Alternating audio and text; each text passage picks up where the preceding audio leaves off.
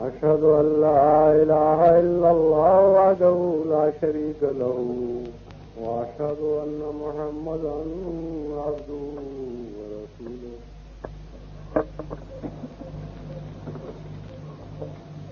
أما بعد فأعوذ بالله من الشيطان الرجيم بسم الله الرحمن الرحيم الحمد لله رب العالمين الرحمن الرحيم مالك يوم الدين إياك نعبد وإياك نستعين اهدنا الصراط المستقيم اهدنا الصراط المستقيم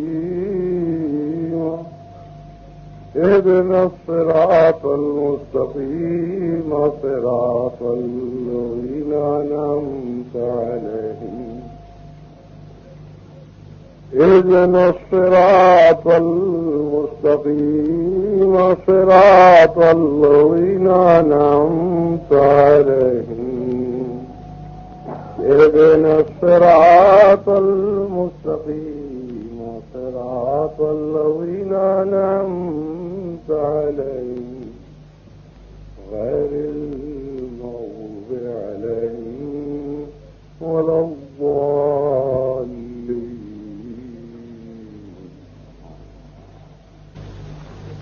اب میں آج کا مضمون لیتا ہوں جو کہ ہے تعلق باللہ.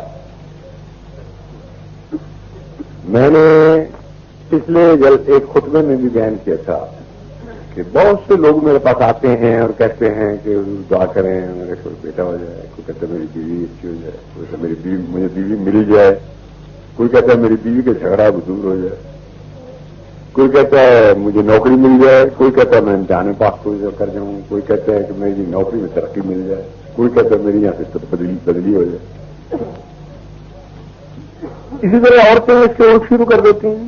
کوئی کہتی میرا لڑکا نہیں لڑکا ہو جائے, کوئی کہتی میری اولاد نہیں اولاد ہو جائے, کوئی کہتی اولاد بیمار ہے وہ اچھی ہو جائے, کوئی کہتی خامن کا اچھا سلوک نہیں وہ اچھا ہو جائے, کوئی کہتی خامن کا بڑا اچھا سلوک ہے اللہ اس کو بڑے فضل کرے, کوئی کہتی خامن کی نوکری میں ترقی ہو جائے میرا گزارا اچھی طرح سے چلتا, کوئی کہتی خامن اور میرے ماں باپ کے اندر جھگڑا ہے اس کو دور کیجیے, ان کے اندر صلح ہو جائے. غرض جتنے جتنے آدمی ہیں دنیا کے اتنی ضرورتیں ان کے اندر ہوتی تو وہ بیان کرتے. مگر میں نے کہا سب سے مقدم چیز جو ہے وہ بہت کم لوگ بیان کرتے ہیں. یعنی ہمارے لیے یہ بھی دعا کیجیے, ہمیں اس بات کی رہنمائی کیجیے کہ تعلق باللہ کس طرح قائم. حالانکہ مخصوص چیز یہ ہے اگر تعلق باللہ قائم ہو جائے تو ساری چیزیں جو ہیں وہ اس کے اندر آ جاتی. ہاتھی کے پاؤں میں سب کا پاؤں, جس کا اللہ کے ساتھ تعلق ہو گیا اس کو اب اور کسی چیزوں کی کیا ضرورت رہے گی. مشہور ہے اولیاء سب طرح اولیاء میں آتے ہیں کہ ایک بزرگ تھے ان کے ساتھ کچھ عمرا کی لڑائیاں ہو گئی اور انہوں عمرا نے بادشاہ سے جا کے شکایت کی تو اور بادشاہ نے فوج بھیج دی ان کے گھروں پر کہ وہ یہ کہتے تھے تم رات کو باجا بجاتے ہو تو ہمارا ذکر الہی میں فرق آتا ہے کہ مت کرو. فوج بھیج دی انہوں نے کہلا بھیجا کہ اب شاہی فوج آگے کھڑا ہو گھڑی ہو گئی ہے, آپ ذرا تمہارے مرید آگے روکیں تو ہم کو باجا بجانے سے طاقت ہے تو مقابلہ کرو. اس بزرگ نے آگے سے اس پیغامبر کو جواب دیا کہ مجھ میں اس فوج کے مقابلے کی ان سامانوں سے تو طاقت نہیں ہے, پر لڑائی ہم نے بھی نہیں چھوڑنی, ہم رات کے تیروں سے ان سے لڑیں گے. رات کے تیر یعنی دعا کریں گے, ہمارا تیر تو نشانے پر پڑے گا نہ پڑے گا, آسمان پر جا کے گرے گا تیر, وہ پھر عین ٹھیک نشانے پر پڑے گا. اس کو فرشتے سے ضرور کرنا. اس کے اندر کچھ نیکی تھی. جب پیغامبر نے جا کے کہا جی میں نے آپ کا پیغام پہنچ گیا ہے, وہ تھوڑی دیر خاموش رہا اور پھر کہا کہ اچھا ان کی مرضی, لیکن ہم بھی مقابلہ کریں گے, ہم رات کے تیروں سے بادشاہ کی صفا کا مقابلہ کریں گے. یہ سنتے ہی اس کی چیخ نکل گئی. سپاہی اس نے واپس کیے اور آ کے ان کو کہہ دیا کہ صاحب آج سے یہ باجا گاجا بند ہو جائے گا, ہمیں رات کے تیروں کا مقابلہ کرنے کی نہ مجھ میں طاقت ہے نہ میرے بادشاہ میں طاقت, ان کا کوئی نہیں کر سکتا.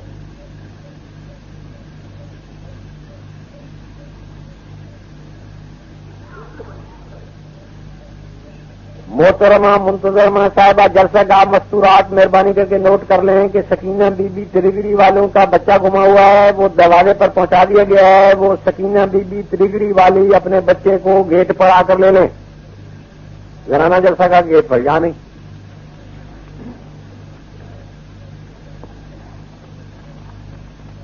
اگر پھر پہلا سوال اس لیے یہی ہے کہ خدا کا ملنا اور اس کی تعلق جو ہے وہ سب سے زیادہ اہم اور ضروری چیز ہے۔ اگر خدا مل سکتا ہے تو پھر اس میں کیا شبہ ہو سکتا ہے؟ یعنی پہلا سوال ہوگا کیا خدا ہے یا نہیں ہے؟ اگر ہے تو پھر وہ مل بھی سکتا ہے کہ نہیں؟ تو پھر خدا اگر مل سکتا ہے تو پھر اس میں کیا شبہ ہے کہ سب سے مقدم چیز ہوئی؟ مثلاً کسی شخص کو پسند ہے، فرض کرو مرغا، بعض لوگ مرغے کے بڑے شائق ہوتے ہیں۔ ہمارے چودھری ظفر اللہ خان صاحب اور ان کے دوست ساری پارٹی قریباً میں نے دیکھا ہے ساروں کو مرغے کی ٹانگ بڑی پسند، مجھے تو مرغے کی ٹانگ سے سخت نفرت ہے، حضرت صاحب کو بڑی پسند تھی، میں ٹانگ کھائی نہیں تھا، میرے دانتوں میں پھنس جاتی، ان کو دیکھا ٹانگیں پسند، تو ان کے ایک دوست سے فوت ہو گیا، وہ کہا کرتے تھے اگر مرغے کی ٹانگ ساری عمر ملتی رہے تو اور تو جا کے کیسے؟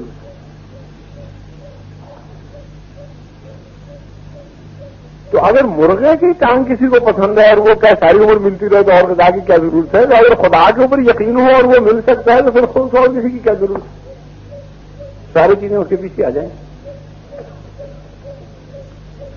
انبیاء بڑے قیمتی وجود ہیں، پر یہ کس سے ہو سکتا ہے کہ کسی کو خدا مل جائے اور انبیاء اس کو نہ ملے؟ انبیاء تو آپ شوق سے اس کو ملیں گے، بلائیں گے اور کہیں گے تم بھی ہم جو ہمارا محبوب تمہارا محبوب۔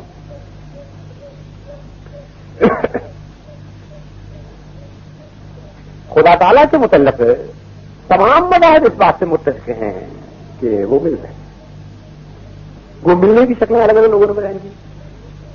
مثلا یہودی مذہب سے صاف پتہ لگتا ہے کہ خدا ملتا ہے، بلکہ وہاں تو آتا ہے کہ بائبل میں آتا ہے کہ حضرت نوح کے دادا تھے غالباً، ان کے ساتھ خدا پہلا کرتا تھا، باغ میں آ جاتا تھا، اور یا ان کو عرش کے بعد یونانی یہودی حدیثوں میں لکھا نہیں آسمان پہ خدا بلا لیتا تھا، اور بعد میں لکھا نہیں وہ زمین پہ آ جاتا تھا، تو وہ تو پہلا کرتے تھے، اور ملنا کیا ہوتا۔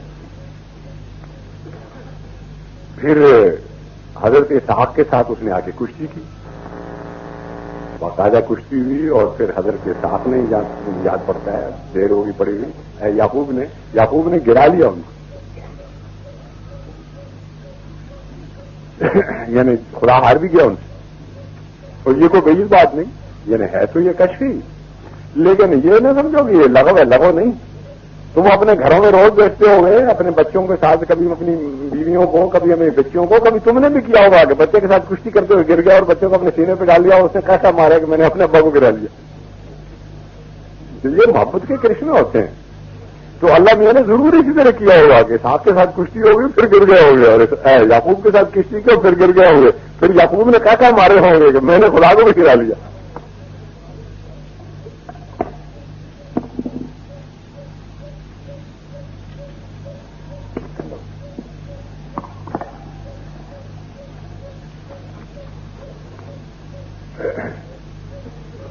تو ان میں بھی یہ ہے واقعہ۔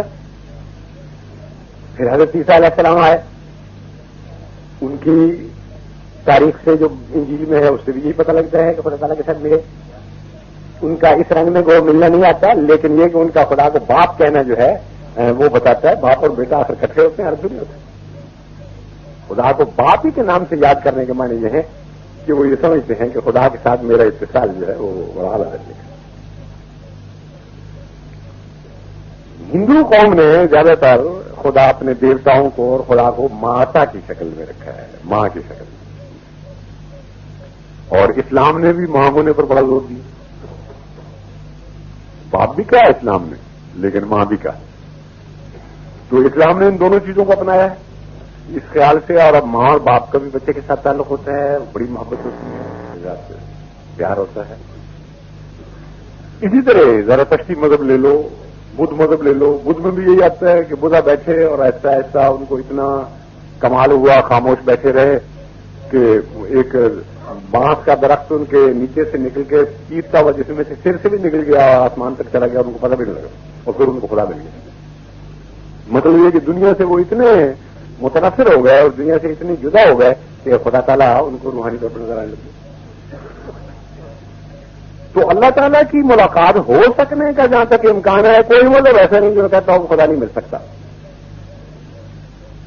जो खुदा को मानते हैं और अमली जिंदगी में उनके खुदा आ गया है, वो तो मानते हैं खुदा मिलते,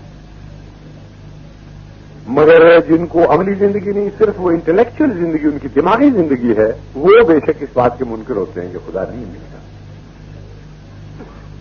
मसलन मुसलमानों में से मुतकल्लिमीन जो हैं या फलसफी लोग जो हैं या खालिस ज़ाहिरी उलूम वाले जो हैं, किताबी मुल्ला, वो यही कहते हैं कि अल्लाह ताला के साथ कोई मुलाकात नहीं हो सकती। अल्लाह ताला की मुलाकात के यही माने हैं कि दिमागी तौर पर खुदा का यकीन हो जाए, अल्लाह ताला की हस्ती के सबूत मिल जाए और हम उसके कहने के मुताबिक नमाज रोजा कर छोड़ें, मसीह खुदा मिल गया और क्या मिल।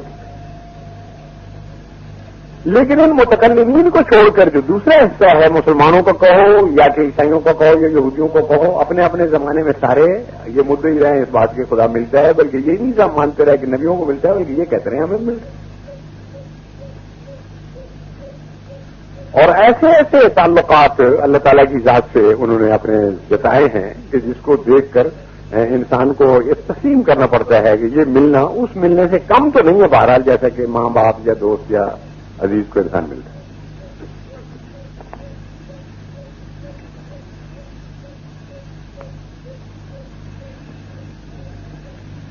तो मुतकल्लिमीन का ये जो कहना है कि खुदा का मिलना ये है कि हमने उसकी इताअत की और खुदा उसका हमसे मिलना और हमसे ताल्लुक रखना ये है कि उसने हम पर फजल नाज़िल किए, ये गोया खालिस एक फलसियाना रंग इख्तियार कर लेता है, इससे ज्यादा इसके चीज नहीं। अब मगर अगर इतना ही होता कि एक चीज नजर आती और मैं एक जरूरत होती और मेरी जरूरत पूरी हो जाती, तो इसके जरिए से मुझे ये तो तसल्ली हो जाती मेरी जरूरत पूरी हो गई है। लेकिन ये कामिल यकीन कि ये जरूरत मेरे खुदा ने पूरी करी है, ये जरा मुश्किल काम। लेकिन जब इससे बढ़कर एक कदम आगे बढ़े, मगर मैंने देखा एक दफा कोई काम था जरूरी, मैंने उसके लिए कोशिश क्यों नहीं हुआ। जवानी का जमाना था, गालिबन मेरे खिलाफत पर 2 या 3 साल गुजरे थे। हर जमाने के काम भी अलग अलग होते हैं। मैंने जब देखा कि मैंने दुआएं की और ये काम नहीं हुआ, तो मैंने कहा अच्छा अल्लाह ताला मेरी दुआ नहीं कबूल करता, मैं आज से चटाई पे सोना छोड़ दूँ, जमीन पे सोया करूँ जब तक मेरी बात न पूरी जाए। मैं उस वक्त मेरे अंदर भी गांधी की राग थी, मैंने भी एक बार सत्याग्रह की, तो मैं लेट गया। लेकिन पहली रात थी, हम तो लही मरूमा उस वक्त जिंदा थी, उन्हीं की मेरी बारी थी और उन्हीं के घर पे मैं सो रहा था। बड़ी सारी चपाई थी, दोनों उसी पर हम कोठे सोते थे। उस दिन मैंने उनको कहा मेरा बिस्तर तुम अपना बिस्तर ऊपर कर लो और मेरा बिस्तर मेरे लिए अलग बिस्तर जमीन पर कर लो। मैं कहा क्यों? मैंने कहा कोई बात नहीं, ऊपर नहीं तो जमीन पर हो गया। अब ये नहीं मालूम घंटा 2 घंटे, मगर ऐसे वक्त था ये सबसे कम ही था वक्त कि मैंने देखा, मैं रोए में समझता हूँ कि अल्लाह ताला है, लेकिन वो हज़रत मोमिन की शक्ल में, वालिद की शक्ल में सामने और हाथ में एक छड़ी बड़ी सारी पकड़ी हुई दरख्त की, वैसे सब पतली पतली छड़ियां होती हैं, साथ उसके आगे एक दो पत्ते भी हैं, बारीक की छड़ी लचकदार पे सवा दर्ज की है, वो हाथ में पकड़ी हुई हिलाती चली जाए। तो मैं समझता हूँ ये खुदा ताला है, क्योंकि वो मोहब्बत की बात होने वाली थी, इसलिए मां की शक्ल में खुदा ताला ने इख्तियार की। मेरे पास वो आई और आके यूं छड़ी उठा के तो यूं उठाई मारने के लिए और नाम लेके, महमूद लेटता है कि नहीं पैरपाई पर, वो जोर से छड़ी मेरे को लेके, लेकिन वो छड़ी इतनी पतली थी तो जोर के माने कोई नहीं उसके लिए, जो हाथी का जोर था। बस इधर से उन्होंने उठाई, इधर अल्लाह ताला ने मेरे दिल में डाला कि अब चाहे लेटने का मतलब हुक्म है जो कि आज मेरे आराम की चीज है, कोई कुर्बानी का मुकाबला नहीं, लेकिन ये कि जरा में से आए इसमें देर हुई तो बस मेरे ईमान में खलल होगा। वो जो उनका हाथ नीचे उतरना शुरू हुआ, मैंने छलांग मारी, छलांग मार के पलंग के ऊपर, और वो उसी रोए की हालत में छलांग मार के मैं पहुंच गया था कि मैं आंख खुल गई। اب بھلا جو اگر فرض کرو وہ کام ہو جاتا ہے تو مجھے کیا مزہ آنا تھا, خوشی ہو جاتی کام ہو گیا. مگر وہ جو لطف اس رویا کا آج تک بھی ہے, جس کا خیال کر کے بھی جس طرح دل میں گداز اور خدا تعالیٰ کی بے انتہا محبت پیدا ہو جاتی ہے, وہ یوں کو کس طرح اٹھا. پھر ایک دفعہ نہیں, 30 دفعہ کئی رنگ میں اللہ تعالیٰ کی ذات کے مشاہدات کیے, اور اس میں دیکھا کہ اللہ تعالیٰ کس طرح اپنی محبت اور اپنے پیار کو ظاہر کرتا ہے. تو یہ چیزیں جو ہیں ان کے ساتھ جو لطف آتا ہے وہ درحقیقت دماغی کیفیت کے ساتھ آ ہی نہیں سکتا. دماغی کیفیت بہت محدود اور چھوٹی سی ہوتی ہے, اور ایسی ہے جیسے کہ ماں کو بچہ میں اتنا ہی فرق سمجھ لو جیسے ایک ماں اپنے بچے کو چھاتی اپنا پستان دے کے اس کو دودھ دلاتی, تو جو اطمینان اس کے چہرے پر مزے پر بچے کے ہوتا ہے, کبھی تم نے اپنے گھروں میں دیکھا ہوگا, ہم نے تو کئی دفعہ دیکھا ہے, کبھی آنکھیں بند کرتا ہے, کبھی منہ مارتا ہے, کبھی منہ مچکاتا ہے, کبھی پھر ماں کی طرف دیکھتا ہے محبت سے, وہ پیتا جاتا ہے اور سمجھتا ہے یہ مجھ سے محبت کرتی ہے, اور یہ سمجھتا ہے میں اس سے احسان کر رہا ہوں اسے دودھ پی کے, عجیب عجیب طرح سے مارتا. لیکن تم نے یہ بھی دیکھا ہوگا کہ فقیر آ رہا اس نے روٹی کو گھر والوں نے روٹی دے دی, انہوں نے ایک روٹی مانگی انہوں نے 2 دے دی, اسے خالی روٹی کہا تھا انہوں نے سر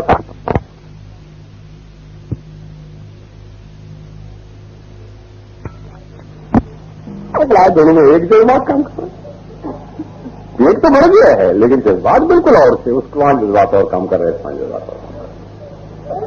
تو اسی طرح یہ جو مولویوں نے طبقہ کہتا ہے کہ امتثال امر اور انعام یہ ٹھیک ہے, یہ بھی ایک ہے, خدا تعالیٰ کا فضل ہے, بڑی نعمت ہے, اس کا کیا انکار کیا ہو سکتا ہے.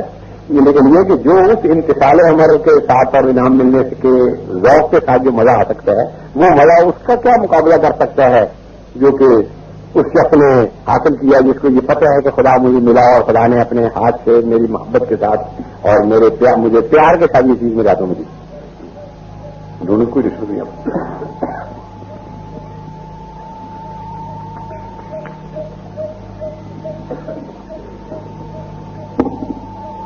اب میں نے کہا خدا سے تعلق, تو تعلق کو دیکھنا چاہیے کہ جب میں نے کہا خدا سے تعلق ہوتا ہے اور یہ اس کو سارے انبیاء مانتے ہیں, سارے خلا مانتے ہیں, تو اس کے لیے دیکھنا ہوگا پہلے کہ تعلق سے کیا مانتے ہیں.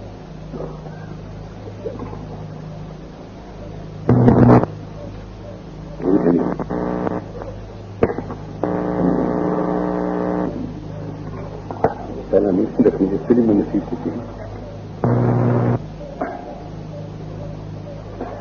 تو تعلق کے معنی عربی زبان میں لٹکنے کے ہوتے ہیں, یا لٹکانے کے ہوتے ہیں. اللہ کا معنی مثلا کہتے ہیں تعلق المرأة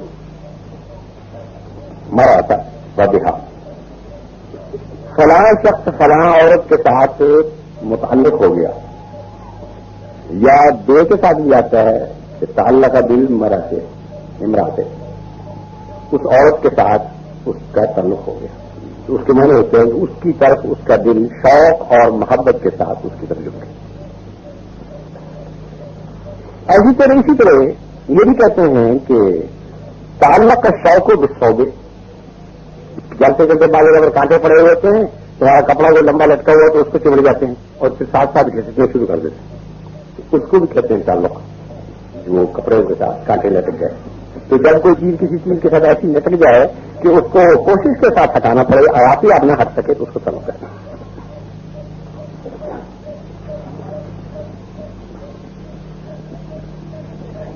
اور پھر اسی وجہ سے علاقہ کے معنی محبت کے بھی ہوئے, کہتے ہیں حلقہ ہوں احبہ ہوں, اس کے ساتھ اللہ تک گیا یعنی اس سے محبت کی. ہمارے یہاں بھی کہتے ہیں فلانے سے دل اس کا اٹکا ہوا ہے, فلانے سے اس کے ساتھ اس کا دل لٹک گیا ہے, مطلب یہ کہ اس سے محبت کرنے لگے. تعلق باللہ کے معنی ہوئے اللہ تعالیٰ سے لٹک جانا, اس سے ایسا تعلق قائم کر لینا کہ وہ ہٹا کے پرے کوئی دوسرا ہٹا کے پرے کرے, آپ ہی نہ ہٹے. محل ہاں یہ سوٹی ہے, سوٹی میرے ساتھ کھڑی ہوئی ہے, میں ادھر ہو جاؤں گا آپ ہی گر جائے گی, کسی کو گرانے کی ضرورت نہیں. لیکن اگر مثلا کانٹے لٹک گئے تو کانٹے میں نہیں اتاروں گا تو اتریں گے, یا کوئی اتارے گا تو اتریں گے. تو وہ الگ کے معنی اس میں ایس قسم کے تعلق کے ہوتے ہیں، ایسے علاقے کے ہوتے ہیں کہ جسم کے ساتھ گیا ایک ایسا گہرا تعلق ہو جائے کہ آپ ہی آپ نہیں ہٹ سکتا، کوئی ہٹائے تو ہٹے گا. جب آپ خود مالک ہٹا دے یا دوسرا کو دوست ہٹا دے تب وہ ہٹے گا، یوں نہیں ہٹے گا. اسی کو مدد بھی کرتے ہیں، ایک پایا ہوتا ہے. قرآن کریم میں اس تعلق کا ذکر آتا ہے کہ انسان کا تعلق اللہ تعالیٰ سے ہوتا ہے، اور اللہ تعالیٰ نے اس کو اپنی نعمتوں میں سے اور انعامات سے فضل و وسیع ہے. فرماتا ہے خلق الانسان من علق، علق کے انسان کو علق سے پیدا کیا یا انسان نے علق پیدا کیا.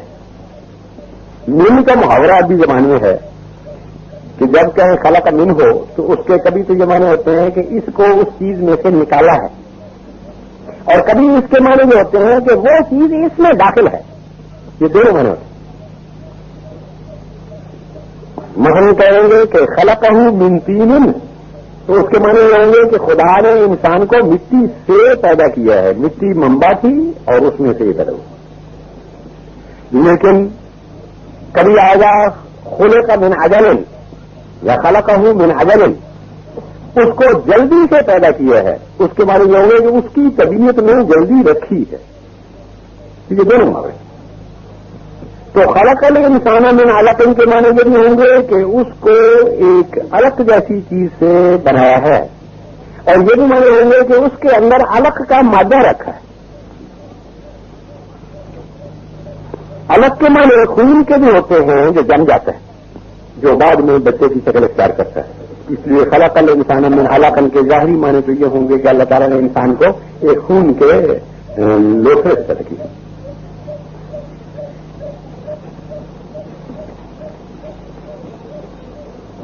یہاں یاد رکھنا چاہیے کہ اللہ تعالیٰ نے خلق الانسان فرمایا ہے، انسان کو پیدا کیا،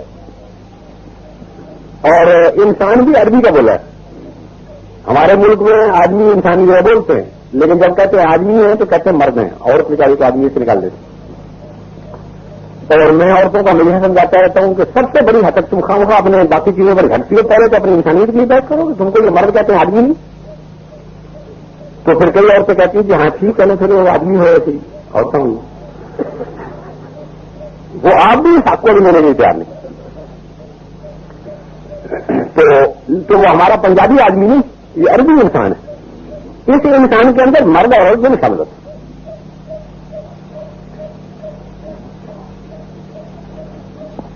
بس یہ جب فرمایا کہ خلق الانسان من علق، میں نے مرد اور عورت کو علق سے پیدا کیا، تو ظاہری چیز تو یہ ہے کہ انسان پیدا ہو رہا ہے. مرد عورت جو ہے وہ انسان ماں سے پیدا ہوتے ہیں، علق سے پیدا ہوتے ہیں.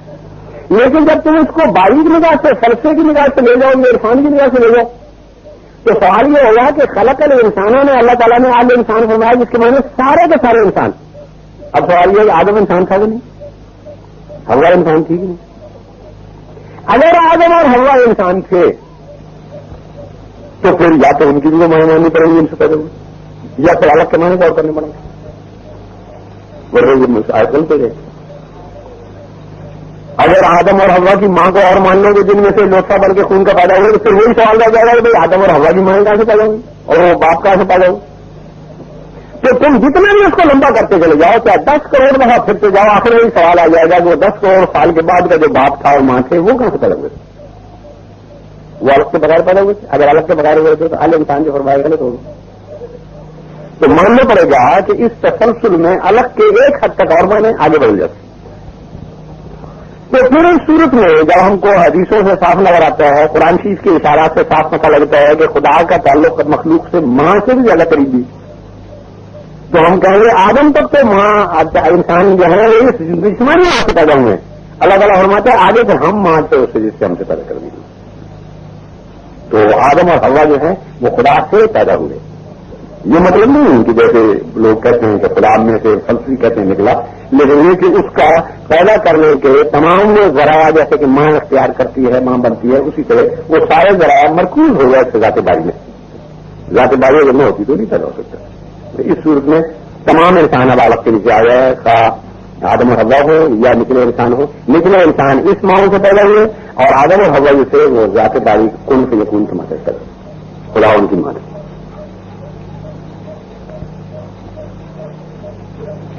دوسرے معنی الگ کے ہوتے ہیں کل معول کا, جو چیز لٹکائی جائے.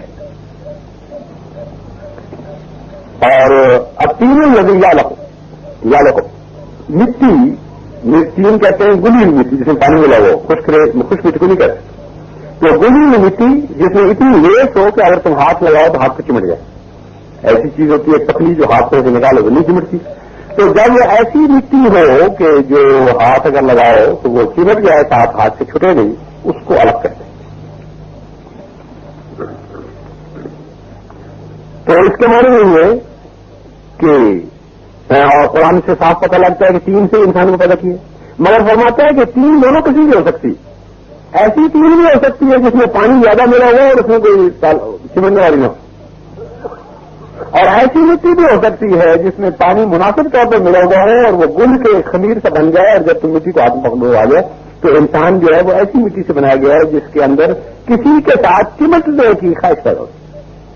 اب یہ ایسی کبھی چیز ہے, لیکن یہ مسئلہ اگر دیکھو اپنے تجربے میں غور کرو تو ہم آگے سال ایک مثال سنایا کرتے, مجھے پورے لفظ سنی کہ یا تو کسی دن لڑ ہو جا یا تیرے کوئی لڑ بن جائے, اس قسم کا کوئی کسی صوفی کا قول سنایا کرتے تھے. دنیا کی زندگی کا اصل یہی ہے کہ یا تم کسی کے ساتھ بن جاؤ یا کوئی تمہارے ساتھ بنے.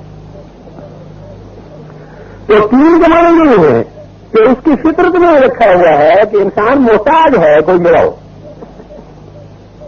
اور میں کسی کو.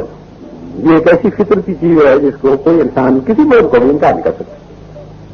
ہر بچہ پیدا ابھی ہوتا نہیں اور کسی کے ہو جانے کا شوق اس کو ہو جاتا. 4 سال کی لڑکی ہوتی ہے, ابھی بیاہ کے قابل نہیں, شہوات نفسانیاں اس میں پیدا نہیں ہوئی, بلوغت کو جانتی کچھ نہیں, تو ایک گڈا گڈی بنا کے بیٹھ جاتی ہے, میرا بیٹا ہے میری بیٹی, تیرے بیٹی کے ساتھ میرے گڈے کا نکاح, میرے گڈے کے ساتھ تیری گڈی کا نکاح, میری گڈی سے تیرے گڈے کا نکاح, چلو شروع ہو. تو اپنے یہ لگاتی ہوں, پھر ماؤں کی نقلیں کر کے بعد لگاتے ہیں, ان کو دودھ پلا رہی ہوں میں.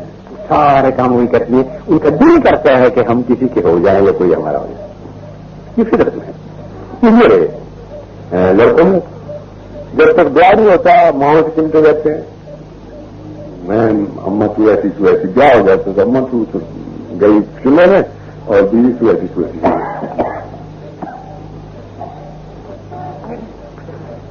تو یہ فطرت ایسی ہے کہ اس کا جو ہے تو انکار کر ہی نہیں سکے. تو اللہ تعالیٰ نے کیسا بیان اس فطرت کو پیش کیا ہے کہ خلق الانسان من علق, انسان کی فطرت میں ہم نے مادہ رکھ دیا ہوا ہے کہ وہ کسی نہ کسی کا ہو کے رہنا چاہتا ہے, اس کے بغیر وہ اس کو دل تسلی نہیں پاتا.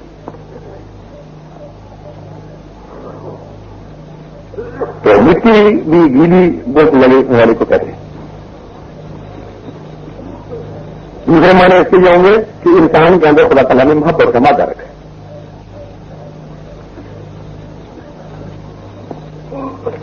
الگ سے معنی خصومت جھگڑنے کے بھی ہوتے ہیں. یہ بھی ایک زندگی معنی ہے, مگر میرے مضمون سے اس کا تعلق نہیں ہے. انسان کو میں نے ایسا پیدا کیا کہ جھگڑالو ہے. قرآن شریف میں بھی اللہ تعالیٰ فرماتا ہے کہ لکان الانسان اکثر شہد جدلا, سورہ کاف میں آتا ہے انسان بڑا جھگڑالو ہے. تو وہ ایک زندگی چیز ہے. اصل میں جھگڑالو کے بھی معنی سمجھے جائیں تو تعلق کے معنی ہوتے ہیں. جھگڑا انسان تبھی کرتا ہے جب ایک چیز اس کو اتنی پیاری ہوتی ہے کہ وہ اس کو ضائع نہیں ہونے دینا چاہتا, وہ اپنا حق مانگنا چاہتا ہے. تو وہ بھی بڑا کی محبت کی وجہ سے جھگڑا کرتا ہے. تو یہ تضاد جو پیدا ہوا ہے تو یہ اسے معنی کی وجہ سے ہے. جب اللہ تعالیٰ نے فرمایا خلق الانسان من علق, انسان کو ایک ایسے لوتھڑے سے پیدا کیا کہ جس سے وہ ماں اور باپ کا حصہ بن گیا, یا انسان کی فطرت میں خدا تعالیٰ نے تعلق محبت پیدا کیا, تو اس کے معنی بن گئے کہ نہ صرف یہ کہ اللہ تعالیٰ کے اندر انسان کے اندر انسان خدا کی محبت کر سکتا ہے, بلکہ خدا تعالیٰ کہتا ہے ہم نے انسان کے اندر یہ مادہ رکھا ہے کہ وہ خدا کی محبت کر سکتا ہے. بعض جگہ ایک چیز انسان کی کسبی ہوتی, بعض جگہ ایک چیز جذباتی اور فطرتی ہوتی. تو مطلب یہ گویا ہے کسبی مادہ نہیں ہے محبت, بلکہ خدا کی محبت ہے یہ فطرتی مادہ ہے. جب بھی تم سارے چیزوں کا ماحول سوچو گے اور اس پر غور کرو گے تو تم نتیجے پر اس سے پہنچو گے کہ خدا سے محبت کرنی چاہیے. حدیث میں آتا ہے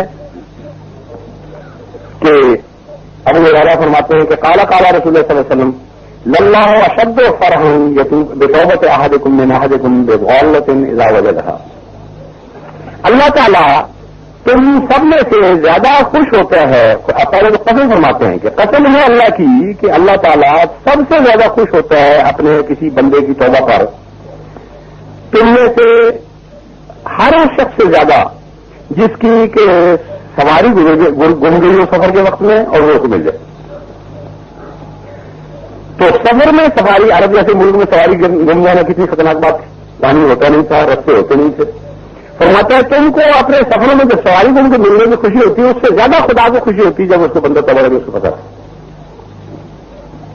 اب دیکھو اس میں نہ صرف محبت کا اظہار کیا گیا کہ خدا تعالیٰ کو اپنے بندے سے محبت ہے بلکہ اس میں ظاہر باتیں بھی اشارہ کی گئی ہیں. مزید مثال بھی ہے کہ سواری کے کھوئے جانے سے یہ نہیں میں یہی فرما دیتا کہ کوئی دولت کھوئے جانے سے. سواری کے معنی یہ ہے کہ وہ اس چیز کے ساتھ اپنے آپ کو دوسری جگہ تک پہنچاتا ہے. تو اللہ تعالیٰ نے بندے کو مشابہت سواری سے دی ہے. یعنی اللہ تعالیٰ نے جو انسان کو پیدا کیا تو بے مقصد نہیں پیدا کیا بلکہ جس طرح انسان ایک جگہ سے اپنے آپ کو پہنچانے کے لیے دوسری جگہ کے لیے گھوڑے اور گدھے یا اٹھ کر جو حاجت مند ہوتا ہے اسی طرح خدا بھی دنیا میں اپنے آپ کو ظاہر کرنے کے لیے یہاں سے وہاں تک جانے کے لیے کسی نیک بندے کو پہنچا دیتا ہے. وہ نیک بندہ اس کی اونٹنی بنتا ہے, اس کے اوپر وہ سوار ہوتا ہے, پھر وہاں پہنچتا ہے اور بندوں کو جا کے اپنا منہ دکھاتا ہے. تو اللہ انسان کے جو خدا سے تعلق رکھنے والا انسان ہے اس کی غیر مثال سواری کی ہے. یعنی وہ خدا کو لا کے بندوں تک پہنچا دیتا ہے. اگر وہ ایسا انسان نہ پیدا ہو جس کے خدا کے ساتھ تعلقات ہیں تو بندے خدا سے بھی شناخت نہیں ہو سکتے. یہ سواریاں ملتی ہیں تب خدا تک پہنچتا ہے. یا خدا نے اپنے آپ کو ایک تنظیمی طور پر اپنے آپ کو محتاج بھی قرار دے دیا بندے جا کے میری یہ سواری ہے جی میں اس کے بغیر اپنے بندوں تک پہنچ ہی نہیں سکتا. غرض قرآن حدیث سے ثابت ہے کہ انسان کی پیدائش تعلق باللہ کے لیے ہے اور یہ کہ وہ تعلق دونوں طرح کا ہوتا ہے, بندے کا خدا سے اور خدا کا بندے سے. یہ دونوں کی مثال میں دے سکوں.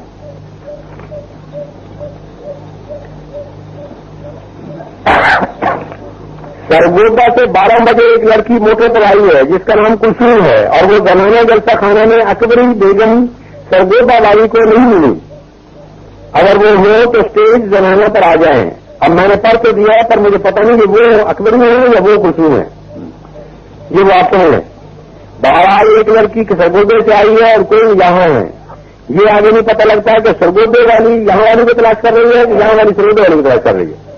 بہرحال دونوں کو اطلاع سن لیں. لاؤڈ اسپیکر کے ذریعے ہر جگہ خبرداری ہوگی. اسٹیج گیٹ زنانہ گیٹ پر آگے نہیں ہے. رضیہ بی بی, عزیزہ بی بی, ولد حاجی بخش عرف بابا جی بنت میردین. سبحان اللہ. یعنی لڑکی بیٹا بھی ہے اور بیٹی بھی ہے اور آج دونوں ایک آدمی کی بیٹا ہے اور ایک آدمی کی بیٹی. یہ تو نہیں ہوئی. مولا راؤ کے ضلع سیال کوٹ رات کے آگ کے حادثے کے بعد ابھی تک نہیں ملی.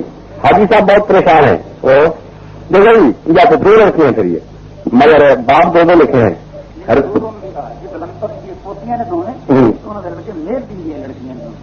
ولد حاجی بلند بخش دن کے میز نالند جگہ لکھے. رات کے حادثے سے رضیہ بی بی اور عزیزہ بی بی راؤ کے ضلع سیال کوٹ کی 2 لڑکیاں نہیں ملتی. لگنا فوراً ان کی تلاش کرے جلسہ گاہ میں اور اطلاع بھیجے کہ ویڈنگ میں ان کے والد میردین بہت پریشان ہیں ان کے سے. رضیہ بی بی ایک لڑکی کا نام, عزیزہ بی بی دوسری لڑکی کا نام. یہ ان بیرکوں میں تھیں جن میں آگ لگی تھی. ہماری رپورٹ یہی ہے کہ کوئی حادثہ نہیں ہوا اس لیے باہر وہ ہیں تو قریب سے مگر یہ لگنے کا فرض ہے کہ ان کی تحقیقات کر کے ان کی رپورٹ کریں تاکہ ان کے رشتے داروں کو اطلاع دے دی جائے. غیر قرآن کے لیے یہ ثابت ہے کہ انسان کی پیدائش تعلق باللہ کے لیے ہے اور یہ کہ وہ تعلق دونوں طرح کا ہوتا ہے, بندے کا خدا سے اور خدا کا بندے سے. جیسا کہ حدیث بالا میں پہلا فرض خدا کی خوشی کا ذکر ہے اور اسے خدا کی سواری قرار دیا. دونوں کا تعلق خدا سے بتایا. یہ خدا کی سواری ہے اور خدا اس کا مالک ہے. دونوں ایک دوسرے کے ساتھ وابستہ ہیں. میری حدیث میں بھی آتا ہے کہ جس میں خدا کے بندے کے قرب کے تعلقات نقل و قریب ہو جاتا ہے، اس حدیث میں بھی اس کا اشارہ پایا جاتا ہے. اور یہ مقام جس کا علم اس رنگ حدیثوں میں لے کر آتا ہے، صاف ظاہر ہے کہ سواری ہونا اور پھر اس کا گمنا اور خوشی سے مل جانا، یہ اطاعت کے ساتھ اس کا کوئی جوڑ نہیں. اطاعت تو ایک فلسفہ چیز، یہ جذبات والی چیز. کسی کو اپنی سواری قرار دے لینا اور پھر اس کے ملنے پر گم جانے پر خوش ہو جانا، اس کا اطاعت اور انعام کے ساتھ کوئی واسطہ نہیں. اطاعت اور انعام میں دماغی چیزیں ہیں، یہ دل کے ساتھ تعلق رکھنے والی جذبات سے تعلق رکھتی ہے. جذبات ایک ایسی چیزیں ہیں جن کا کہ دائمی تعلق ہوتا ہے، اور دماغ ایسا تعلق ہے جس کا تعلق عارضی ہوتا ہے، وقتی ہوتا ہے. مثلاً تم جاگ رہے ہو، سوچتے ہو ایک مکھی آ تمہارے سامنے آ کے بیٹھنا چاہتی ہے تو اس کو ہاتھ مار کیا کرتے ہو؟ سوتے ہوئے وہ آ کے بیٹھتی ہے تو جتنا حصہ دماغ کا اس وقت اس کے بیٹھنے کے بعد اس کو محسوس کر کے ایک راشا سا اس میں پیدا ہوتا ہے وہ تو ہو جاتا ہے، لیکن یہ نہیں ہے کہ اس کے آنے سے پہلے تم اس کو ہٹانے کی کوشش کرتے. یا مثلاً دشمن آتا ہے اور وہ حملہ کرتا ہے اور تم سو جاتے ہو، یہ کبھی نہیں ہوا کہ پھر دشمن عملاً حملہ جب کر دیا تو کوئی تم کو دکھائے تم کو وہ ہو. میں رات کو یہی سوچ رہا، سوتے یہ سوچ رہا تھا کہ اس کس سے مقابلہ کرنا، میں نے یہ تدبیر سوچی. بولے تم کہو تم نے دکھایا کیوں نہیں؟ کہ میں کوئی تدبیر سوچتا، مگر تم یہ کبھی نہیں کہو گے کہ تم نے مجھے دکھایا کیوں نہیں؟ مجھے پتہ لگ جاتا کہ میں میرے سے محبت کرتا ہوں. تم یہ کبھی نہیں کہو گے کہ تم نے مجھے دکھایا نہیں ورنہ مجھے پتہ لگ جاتا کہ میں بیوی سے محبت کرتا ہوں. تم یہ کبھی نہیں کہو گی کہ تم نے مجھے دکھایا نہیں ورنہ میں اپنے خامد سے محبت کرتا ہوں. محبت سوتے بھی چل رہی ہے، جاگتے بھی چل رہی ہے، لیکن عقلی تعلق جو ہے وہ جاگتے چلتا ہے اور سوتے میں جا کے وہ اتنا کمزور ہو جاتا ہے، اتنا کمزور ہو جاتا ہے کہ قریباً نہ ہونے کے بعد ہوتا تو ہے. ایک ماتا کا شعور ایک دماغ ہے، وہ بھی حصہ لیتا ہے کام میں، لیکن وہ بہت محدود ہے. قلبی چیز جو ہے وہ بہت زیادہ ہے. بچے اور ماں گود میں لے کے بچے کو سوئی ہوئی ہوتی ہے، اس کو اور تو کوئی ہوش نہیں. گھر میں سے چور چوری کر کے لے جا رہا ہے، چلے جائے، مگر پاس بیٹھ جائے اس کے، تھوڑی دیر کے بعد بچے کو اسی سوتے سوتے بچے کو چمکائے ہوئی ہے، کبھی کچھ کر رہی ہے اس کو اور سو رہی ہے. چور مال اٹھا رہا ہے اس کو نہیں پتا، لیکن بیٹے کی محبت اس کو پتا ہے، بس وہ اس کو لے کے چمکا بھی رہی ہے، پیار بھی کر رہی ہے. اور بیٹا بھی کبھی کبھی اس کو خالی چاہے کبھی اسی منہ میں آ جائے یا اگر چھاتیاں اس کی نہیں ہے تو چھاتی آ جائے وہ بھی چوستا اور جیسے گلے میں باہیں ڈالی ہوئی اور سو رہے ہیں دونوں، ان کو کوئی پتہ نہیں کیا ہو رہا ہے، محبت اپنے کو دکھا رہی ہے. تو جذبات جو ہے یہ ہر وقت قائم ہوتے ہیں. جب ایک دفعہ یہ آ جاتے ہیں پھر ان کے لیے کوئی جاگنے اور سونے کا وقت نہیں ہوتا، یہ ہر وقت ہوتا. لیکن دماغی کیفیت ہے جب آ جاتی ہیں تو جاگتے وقت نمایاں ہو جاتی ہیں، سوتے وقت غائب ہو جاتی ہیں، جاگتے وقت نمایاں ہو جاتی ہیں، سوتے وقت نمایاں گر جاتی ہیں. اور ان کو اگر جگاؤ تو پھر فاصلے کی ضرورت ہوتی ہے اپنے آپ کو اس کے ساتھ مطابق اور مناسب بنانے کے لیے. لیکن جذبات کے لیے کوئی سوال ہی نہیں. کوئی وقت آنکھ کھل گئی بچے کی، اسی وقت مان بچے کی اپنی محبت جو ہے وہ ساتھ کے ساتھ کیا جائے. باقی جو چیزیں ہیں بتاؤ کا ایسا ہوتا ہے کہ سانپ آیا ہے، سوتا ہوتا ہے، آنکھیں مل رہا ہے، دیکھ رہا ہے اور وہ سانپ صحیح. جتنا ایک وقفہ ہوتا ہے اس کو جس کے ساتھ اس کو جذبات کا تعلق نہیں ہے، عقل کا تعلق ہے، اس کو درمیان میں اس کو دوری کو دور کرنے کے لیے تھوڑا سا ٹائم چاہیے ہوتا ہے. مگر جذبات میں یہ بات نہیں ہوتی، یکدم ایک تسلسل چلتا جاتا ہے.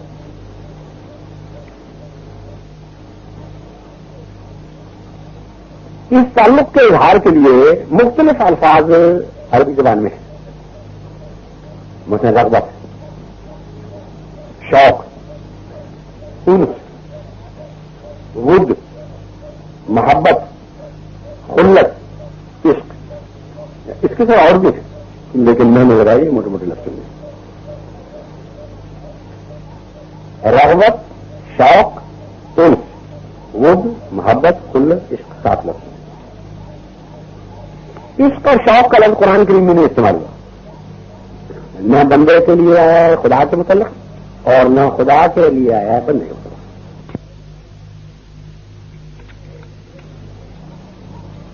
اور اس کی ایک وجہ وہ یہ ہے کہ جو شوق ہوتا ہے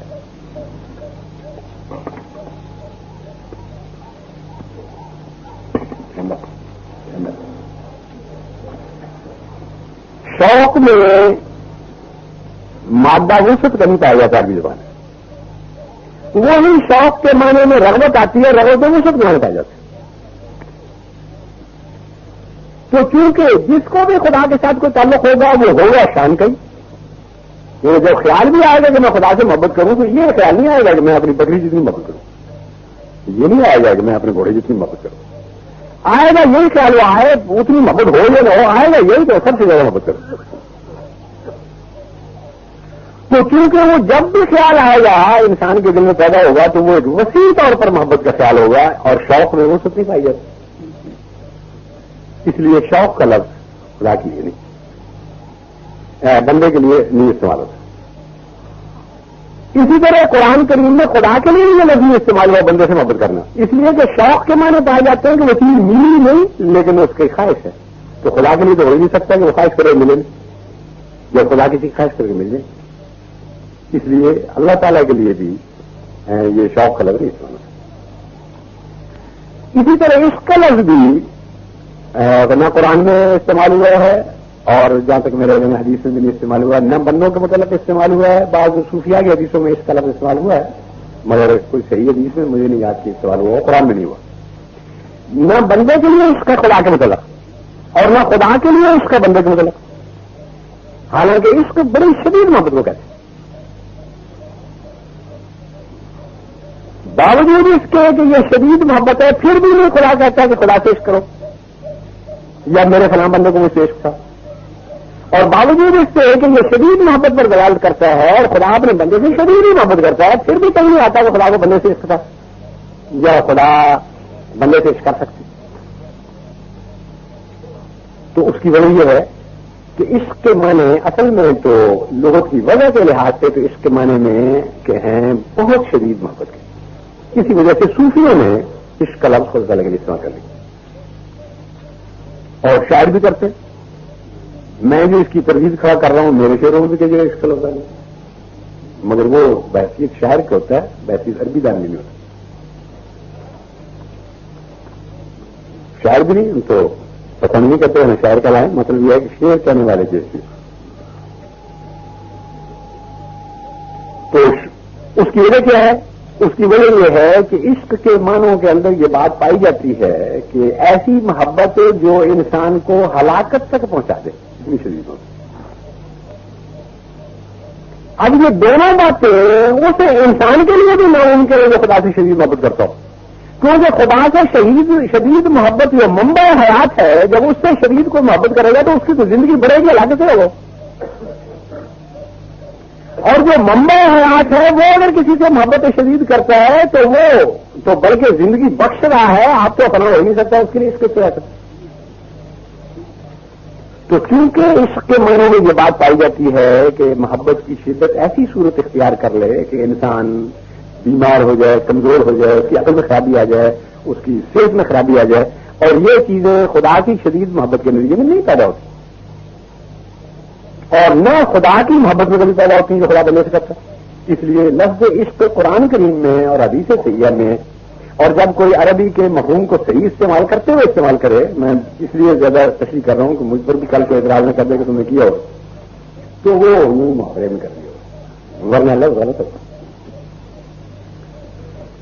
حقیقت یہ ہے کہ نہ کوئی انسان صحیح شریعت پر چلتے ہوئے خدا سے عشق کر سکتا ہے، نہ کوئی انسان ایسا ہو سکتا ہے جس سے خدا عشق کرے، کیونکہ خدا فنا سے محفوظ ہے، اور خدا کا عشق فنا سے بچاتا ہے، فنا میں لے جاتا نہیں، خدا کی محبت فنا میں سے بچاتی ہے، لے جاتی نہیں، اس لیے کوئی بندہ خدا سے عشق نہیں کر سکتا، محبت والا کرے گا، عشق نہیں کرے گا۔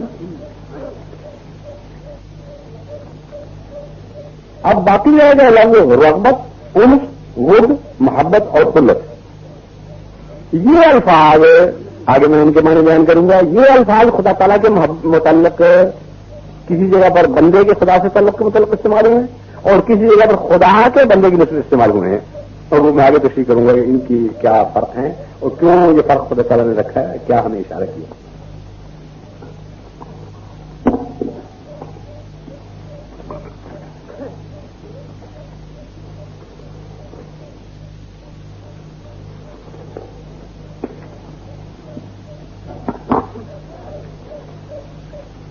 رغبت کے معنی، رغبہ کا لفظ جب آوے عربی زبان میں تو اس کے معنی ہوتے ہیں کہ ارادہ کیا حرص کے ساتھ اور محبت کے ساتھ، اور ایسے ہی محبت کے ساتھ جس میں وسعت پائی جائے.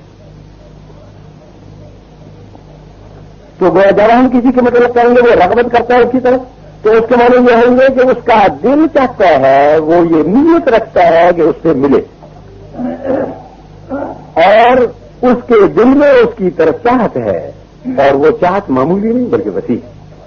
یہ جو رغبت مانے بظاہر ہمارے اردو لحاظ سے تو لوگ کہیں گے بڑا عمدہ مضمون ہے, بڑا وسیع ہو گیا, کمال ہو گیا, لیکن عربی زبان کے لحاظ سے یہ سب سے چھوٹی محبت کا مقام ہے. رغبت کے معنی ارادہ کرنا ملاقات کا, کسی کام کا, تو ملاقات میں ارادہ خدا کی محبت میں لحاظ سے ارادہ کرنا کسی کے متعلق, اور اس ارادے میں وہ ارادہ جو ہے وہ کسی غرض کے لیے نہ ہو بلکہ اس کے پیار کے لحاظ سے ہو, اور وہ ارادہ معمولی نہ ہو بلکہ خواہش تیز ہو, تب ہم کہیں گے اس نے رغبت کی. اطول الموارد. پھر رغبہ الہی کے معنی ہوتے ہیں عز کرنا, بہت عاجزانہ طور پر کسی سے دعا کرنی.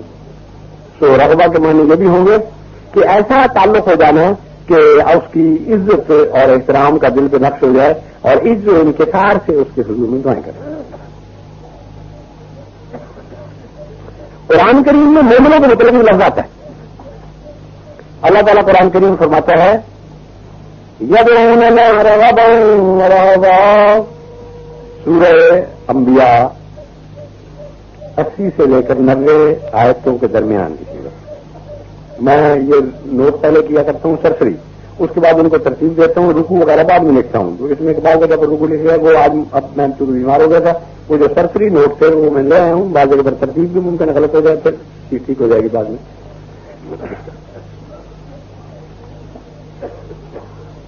صلاح الدین ولد محمد دین گمشدہ بچہ ہے, ساکن دھیر کا, ضلع سرگودا, وہ گیٹ پر موجود ہے. پھر گمشدہ کیا کہتے ہو, میرا یہ بچہ کو. صلاح الدین ولد محمد دین ساکن دھیر کے, ضلع اچھا دھیر کا, ضلع سرگودا, گیٹ پر ہے, اس کے رشتے دار جا کے لے لیں.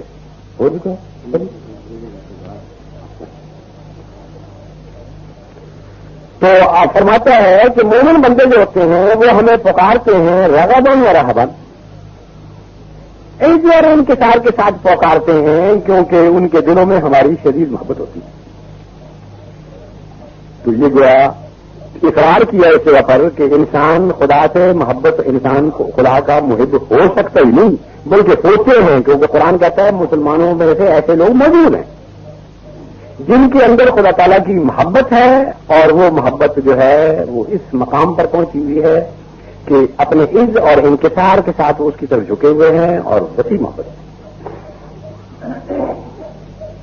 کیا فرماتا ہے مومنوں کے مطلب, تو وہ کہتے ہیں انا الی اللہ راغبون, سورہ توبہ 50 سے 60 آیت کے درمیان. ہم اللہ تعالیٰ کی طرف راغب ہیں, یعنی وہ تو پہلے تھا خدا کی گواہی کہ ایسے بندے ہیں جن کے دلوں میں میری محبت ہے, اور محبت بھی تیز ہے, اور محبت بھی معرفت والی ہے کہ اس زمین کے سارے ان کے اندر ہو. اب فرماتا ہے کہ خدا کے بعض بندے اس مقام پر ہوتے ہیں کہ اگر دنیا ان کو کہے کہ تم کون ہو, تو کہتے ہیں ہم, میں لفظ وہی بولوں گا پر مانے ٹھیک سمجھنا, میں عاشق کا ہمارے محاورہ جو ہے میں عاشق کہہ جاؤں گا, مانے سمجھنا ہوتی وہی تم کہہ رہے ہمیں عاشق اللہ کے, یعنی وہ دھڑنے سے لوگوں کے سامنے چیلنج کرتے ہیں لوگوں کو کہ ہم خدا کی محبت کرنے والے, پیار کرنے والے.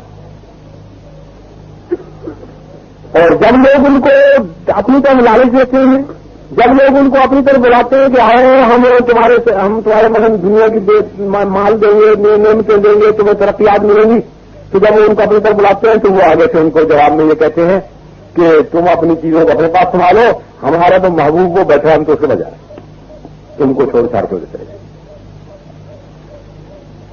یہ چیلنج بھی در حقیقت بعض لوگ غلطی سے یہ سمجھا کرتے ہیں کہ اس قسم کا دعویٰ جو کرنا جو ہے یہ گستاخی ہے اور بد بھی, حالانکہ یہ مذہب کو نہ سمجھنے کی وجہ سے ہے. مجھے یاد ہے حضرت مسیح موعود علیہ السلام کے زمانے میں ایک صاحب ہوا کرتے تھے حافظ محمد, پشاور والے جانتے ہیں ان کو, پرانے لوگ تو خوب جانتے ہیں, نئے آدمیوں نے بھی نام ان کے سنے ہوئے. زنانہ گاہ میں ایک عورت بے ہوش ہو گئی ہے، نرس یا لیڈی ڈاکٹر کی ضرورت ہے، فوراً وہاں پہنچیں. نرس یا لیڈی ڈاکٹر یہاں سے کہاں سے جائے گی؟ وہ تو ان کے پاس ہوتی ہے. کچھ بات کوئی ڈاکٹر چلا گیا، کوئی ڈاکٹر صاحب وہاں چلے گئے زنانہ کا سگا تھا،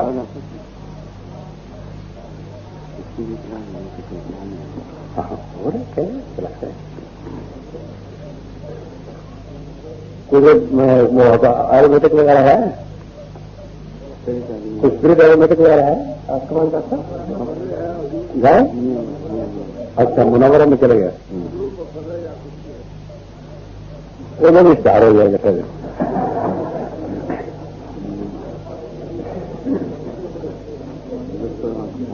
لطف الرحمان کمپاؤنڈر اگر ہیں تو وہ بھی چلے گئے، شاید ان کو مدد کی ضرورت ہو. ان کے پاس سامان بھی تو ہوتے ہیں نا، کنجی ان کے پاس ہوگی.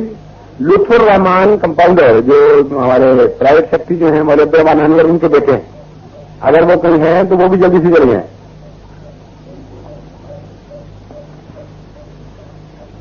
ممکن ہے وہ رات کے حادثے کا صدمہ بازا ہو جاتا ہے. تو اللہ تعالیٰ تو وہ تھے محمد صاحب، حافظ محمد صاحب، حافظ قرآن کے اور سخت جشیلے، اور میرا خیال ہے کہ اہل حدیث بھی تھے، اس لیے ذرا زیادہ طبیعت میں سختی بھی تھی. وہ قادیاں کی سے جا رہے تھے واپس، پشاور کی جماعت بھی ساتھی جلسہ سالانہ پر آئے تھے مسیح موضوع صاحب سمانے والے.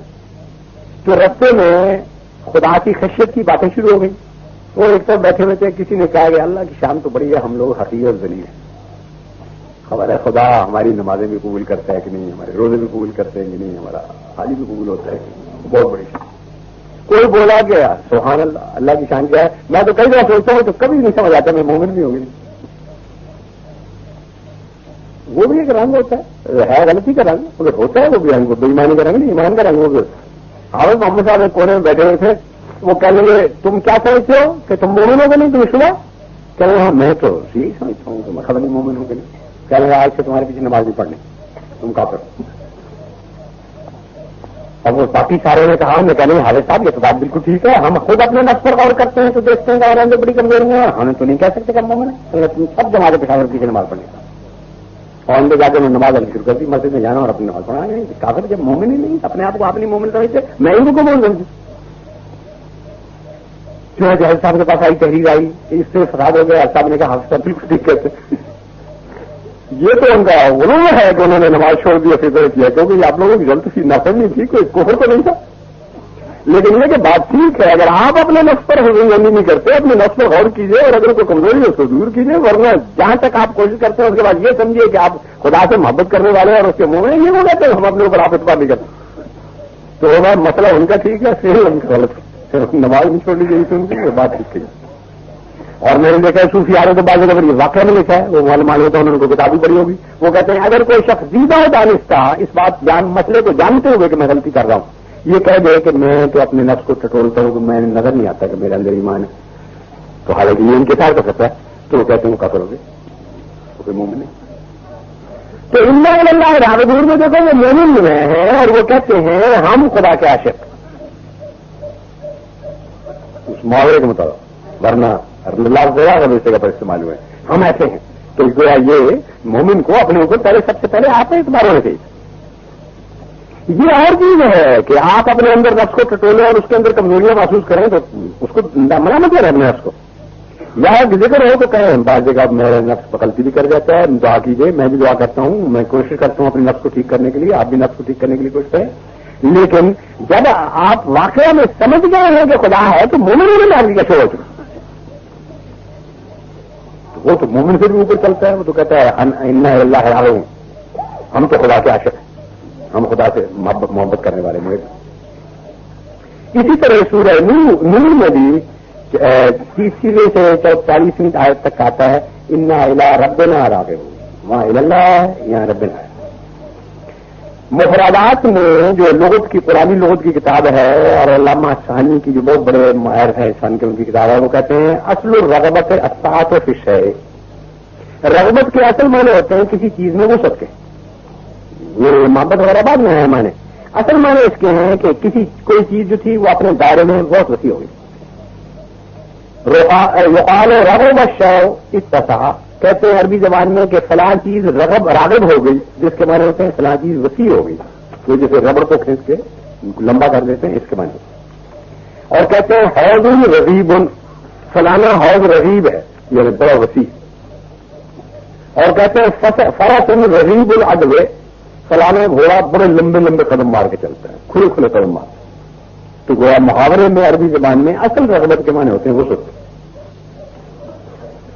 اور پھر کہتے ہیں اسی سے الرغبت الوسعۃ فی السعۃ فی الارادۃ، پھر ارادے کی وسعت کے اندر بھی رغبت آ گئی.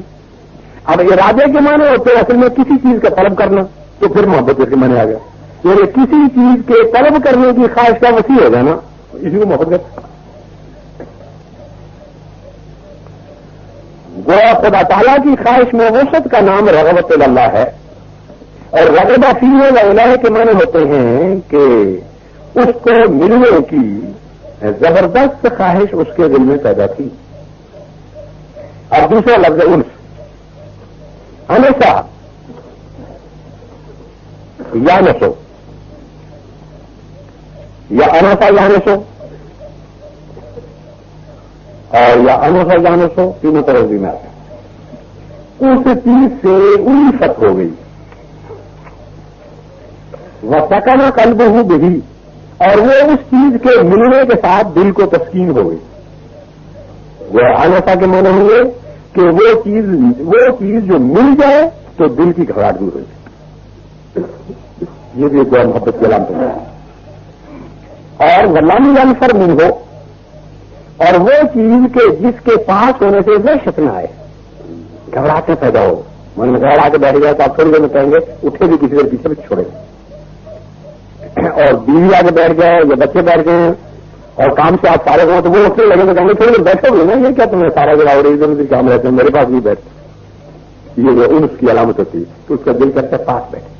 اور اس کے متعلق جیسے انس نہیں ہوتا وحشت ہوتی، اس کا دل ہوتا ہے کہ یہ ہٹے پیچھے چھوڑے.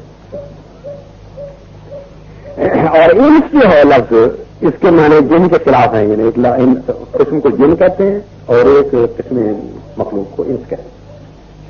اور انس جو ہے وہ نفور کے خلاف کہتے ہیں، مجھے فلانے سے انس ہے، یعنی نفرت کا نہیں ہے. اور انسی جو ہے اس کے معنی ہوتے ہیں انسانوں کے ساتھ تعلق رکھنے والی چیز.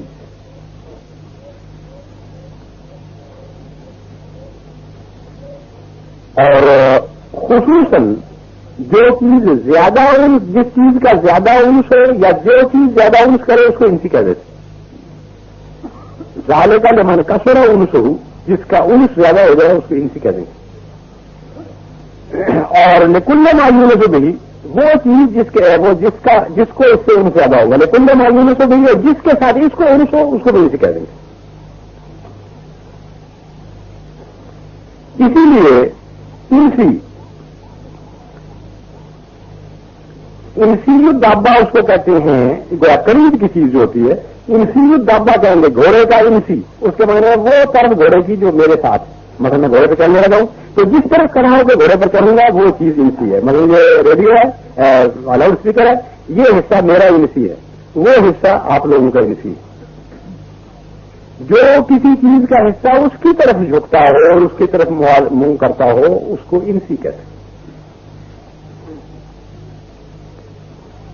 اور الانسی من کل شیء مائل الانسان، ہر وہ چیز جو کہ انسان کی طرف منہ ہوتا ہے جس کا، یا انسان کی طرف قرب میں آتی ہے اس کو انسی کہتے ہیں. پس انس کے معنی یہی ہے، جہاں رغبت کے معنی تھے وسعت تعلق سے معنی، وہاں انس کے معنی ہو جائے کہ صرف رغبت ہی نہیں بلکہ وہ قریب بھی آ گئی چیز.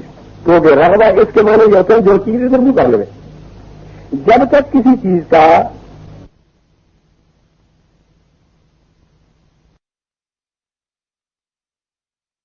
اب یہ دیکھ کے حیرت آئی ہمیں، جو آرام یہ ہے والا یا رسول اللہ صلی اللہ علیہ وسلم کے زمانے میں یہ باتیں کہاں ہوتی. وہ صحابہ پھر بھی جو بیٹھتے تھے، ایک جگہ پر انہوں نے کہا رسول اللہ صلی اللہ علیہ وسلم صبح دوپہر کے بعد آئے اشراق کے وقت، اور آپ نے اعلان کروایا کہ آپ کا طریقہ تھا جب اعلان لوگوں کو بلانے کا ہوتا تو وہ کہہ دیتے کہ حی علی الصلاۃ، تو حی علی الصلاۃ کہتے تو لوگ قتل ہو جاتے کہ رسول اللہ نے بلایا. تو آ جاتے تھے، رسول اللہ صلی اللہ علیہ وسلم تقریر شروع کی کرتے، پھر نماز کا وقت آ گیا زور کا، پھر آپ نے زور پڑھائی اور پھر تقریر شروع کی، اور پھر عصر کا وقت آ گیا اور پھر آپ نے عصر پڑھائی اور پھر تقریر شروع کی، پھر مغرب کا وقت آ گیا. تو کئیوں کو آوازیں نہیں جاتی، اتنا ہجوم جب بڑھ گیا مسلمان تو کہاں جاتی، اور وہ بیٹھے بیٹھے. ایک تقریر آپ فرما رہے تھے تو کچھ لوگ وہاں پیچھے کھڑے تھے، ان کو آواز نہیں جاتی لیکن کھڑے. بہت دیر آپ نے تقریر فرمائی، پھر آپ کو الہام ہوا اور آپ نے فرمایا مجھے خدا تعالیٰ نے الہام کیا ہے کہ کچھ لوگ آئے، انہوں نے تیری باتیں سنی اور ان کو قبول کیا، اور خدا نے بھی ان پر فضل کیا اور ان کو قبول کیا. کچھ لوگ آئے اور وہ ایسی جگہ پہ ان کو جگہ نہیں ملی، وہ ایسی جگہ پہ کھڑا ہوئے جہاں وہ تیری باتیں سن نہیں سکتے، لیکن وہ کھڑے رہے. انہوں نے کہا چلو رسول کہہ رہا ہے ہم سن رہے، کان میں پڑتی نہیں پڑتی کہہ دے رہا ہے تو ہم کھڑے. تو خدا نے ان کو بھی قبول کیا اور جو ان کی کمی تھی اس کا پورا کر دیا. کچھ لوگ آئے اور انہوں نے کہا آواز تو آتی نہیں، ہم جاتے ہیں، چلے گئے، انہوں نے منہ پھیر لیا، خدا نے ان سے منہ پھیر لیا. تو دیکھو تمہارے لیے کتنی آسانی ہے. یہ تو یہاں والے تو الگ ہے، یہاں سے بھی سارے دیکھو آگے کر رہے ہیں لوگ کوئی، مگر اور تو وہ جلسہ کا یہاں سے 100 گز کے اوپر گئے، وہاں بے ہوش ہوتی ہے، یہاں اطلاع مل جاتی، مرد ہوتا ہے اس کو تسلی مل جاتی، بھائی ہوتا ہے خامد ہوتا ہے جو اس کو تسلی مل جاتی اور مدد وقت تک پہنچ جاتی. یہ لطف بلا اس زمانے میں کہاں تھے. لیکن سمجھ بھی ہونی چاہیے. اور بادشاہ رضی اللہ عنہ کے پاس ایک دفعہ نرم نرم آٹا آیا، نیا نیا چکیاں آنے لگی تو پیسنے لگی تو روٹی کھانے لگی تو آنکھوں میں آنسو آ گئے. کسی نے کہا بی بی یہ تو روٹی ایسی مزیدار، روٹی کیوں؟ روٹی تو مزیدار ہے اسی لیے روٹی ہوگی. پھر رسول اللہ صلی اللہ علیہ وسلم کے آخر میں دانت کمزور ہو گئے تو ہم چکیاں ہمارے پاس نہیں ہوتی تھیں، پتھروں پہ بعض پیس پیس کے آٹا کھلایا کرتے تو آپ کو پھنس جاتی تھی گرم. تو اس لیے روٹی ہو گئی، یہ روٹی ہوتی اس وقت تو میں رسول اللہ کو کھلائی.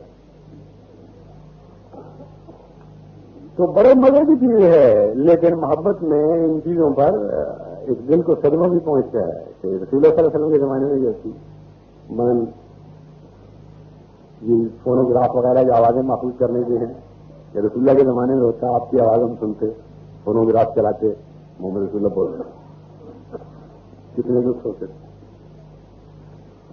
لیکن زمانے ہیں اپنے اپنے زمانے کے خدا نعمت دیتا ہے، کچھ نہیں ٹھیک ہے. بس انس جو ہے وہ دل کی تسلی پر دراز کرتا ہے، اور دل کی تسلی قرب سے ہو سکتی، خالی شوق سے تو نہیں ہو سکتی.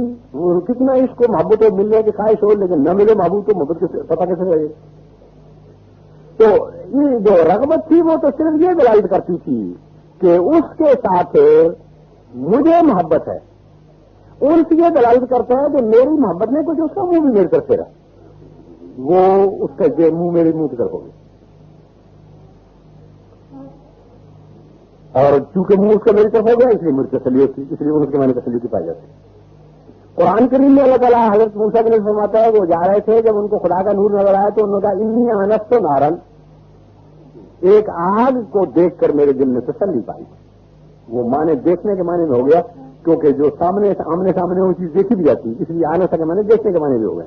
لیکن یہ ایسی جگہ پر دیکھنے کے معنی ہوں گے کہ جس میں انسان کو ایک تسکین حاصل ہوتی ہے. کہ انی آنست تو نارن، مجھے آگ کی تلاش تھی تو ایک قسم کی آگ مجھے نظر آئی اور دل کو تسلی ہو گئی ہے کہ اب یہ ضرور پوری ہو جائے گی.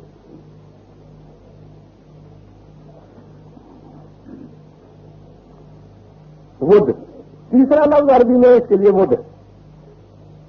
ود کے معنی ہوتے ہیں محبت جس کے ساتھ تمنی بھی ہو،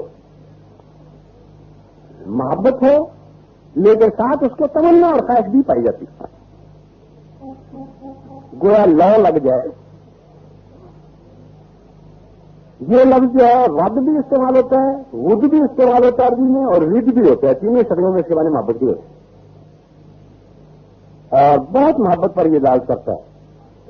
اور اس کے معنوں کی حقیقت کھول اس سے ظاہر ہو جاتی ہے کہ ود کا لفظ جو ہے یہ میخ کو بھی کہتے ہیں، میخ کو وطد بھی کہتے ہیں عربی زبان میں، قرآن شریف میں وطد آیا، لیکن میخ کو عربی زبان میں ود بھی کہتے ہیں. گویا اس میں ایسی محبت کا یہ نام ہے جو کہ دو کے اندر رشتہ جوڑ دیتی.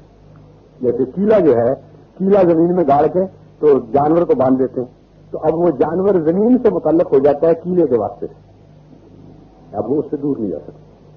تو اب یہ انس سے اوپر آ گیا. انس میں رغبت کے معنی تھے کہ میرے دل میں شوق ہے، اگلے کا پتہ نہیں.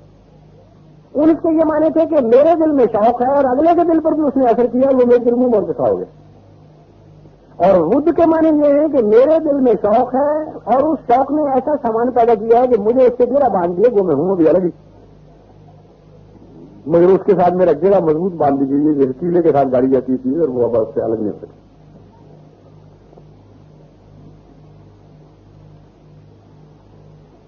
ہاں، اور اونیسویں کو یہ لفظ تھا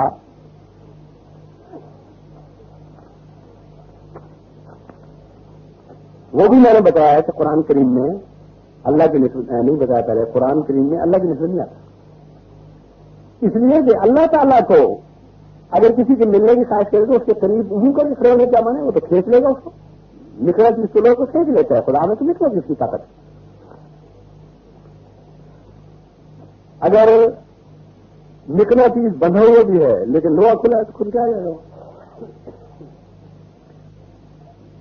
تو خدا تو کھینچتا ہے، اس لیے اس کے لیے انس نہیں ہوتا، انس بندے کے لیے ہوتا.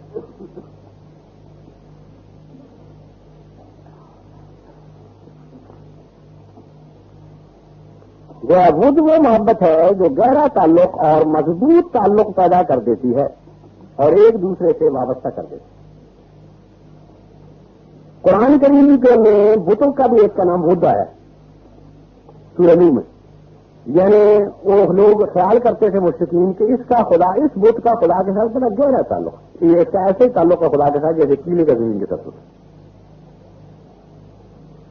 اور مومنوں کے متعلق فرماتے ہیں کہ سیجعل لهم الرحمن ودا، سورہ مریم آیت 90 کا 100. سیجعل لهم الرحمن ودا کے لفظی معنی تو یہ ہے کہ خدا ان کے لیے ود پیدا کر دے گا. قرآن کریم کی یہ خوبی ہے کہ بعض جگہ پر ایسے لفظ استعمال کرتا ہے کہ بس چکر مانو کے معنی نکل کے جاتے. اب ان کے لیے کے معنی یہ ہیں کہ ان کے فائدے کے لیے، لام فائدے کے لیے ہوتا ہے.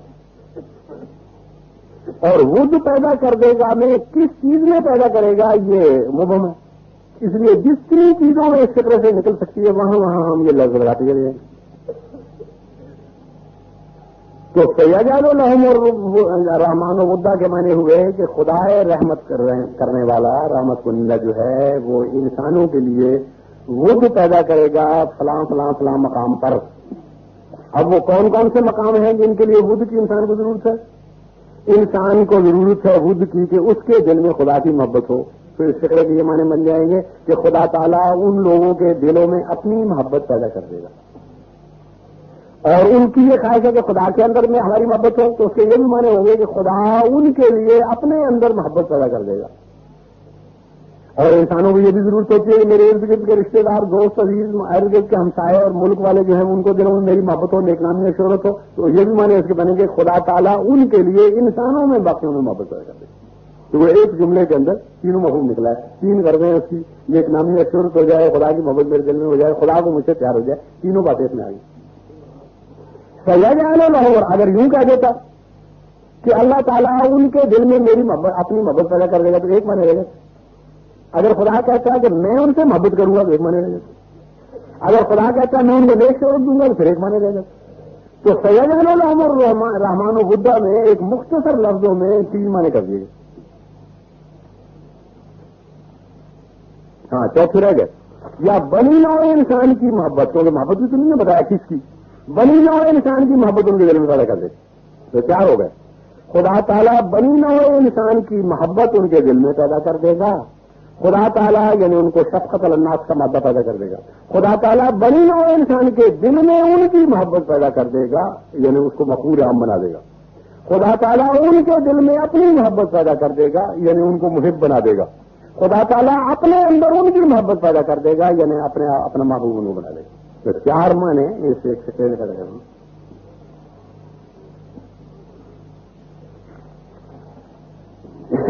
اللہ تعالیٰ کی نسبت قرآن کریم میں آتا ہے ان ربی رحیم ودود. تو جہاں شوق اور ان سے لفظ خدا کے لیے نہیں استعمال ہوتا وہاں خدا ود کرتا ہے. خدا شائق نہیں رغبت، خدا راغب نہیں ہوتا کیونکہ رغبت میں ناقص محبت، خدا ناقص محبت نہیں کیا کرتا. خدا انیس نہیں ہوتا کیونکہ انیس بھی ناقص ہوتا ہے. لیکن خدا ودود ہوتا ہے. اصل لفظ ودود کا فائل ہے واددن، یعنی وادن پڑھنے میں وادن پڑھیں گے اور بناوٹ اسی لغت کے لحاظ سے نحو کے صرف کے لحاظ سے واددن ہوگی. پڑھیں گے وادن محبت کرنے والا، اور ودود کے بارے میں بہت محبت کرنے والا. تو خدا تعالیٰ نے اپنے لیے لفظ فرمائے ہیں کہ میں وادد نہیں ہوں، خالی ود تو میں کرتا ہوں مگر میں وادد نہیں بلکہ ودود ہوں. میں بہت محبت کرنے والا نہیں بلکہ میں بہت بہت محبت کرنے والا ہوں. ایک بہت تو ود کے اندر شامل تھا اور ایک ودود کی بناوٹ میں بھی بہت والا دوسرے شامل ہو گیا. پھر سورہ ہود آیت 80 تا 90 اور پھر فرماتا ہے وہ الغفور الودود سورہ بروج، یہاں بھی ودود کے لفظ ہوگا. پر جیسا کہ میں نے بتایا ہے آنس اور رغبت میں کا لفظ خدا کے لیے سے نہیں استعمال ہوا، لیکن ودود خدا نے اپنے لیے سے استعمال کیا، کیونکہ یہ لفظ جو ہے وہ ایسا لفظ ہے کہ جس میں کمال پایا جاتا ہے اور یہ خدا کی طرف استعمال ہو سکتا ہے. رغبت اور ان خدا کے ساتھ استعمال نہیں ہو سکتے، ان میں نقص پایا جاتا ہے. محبت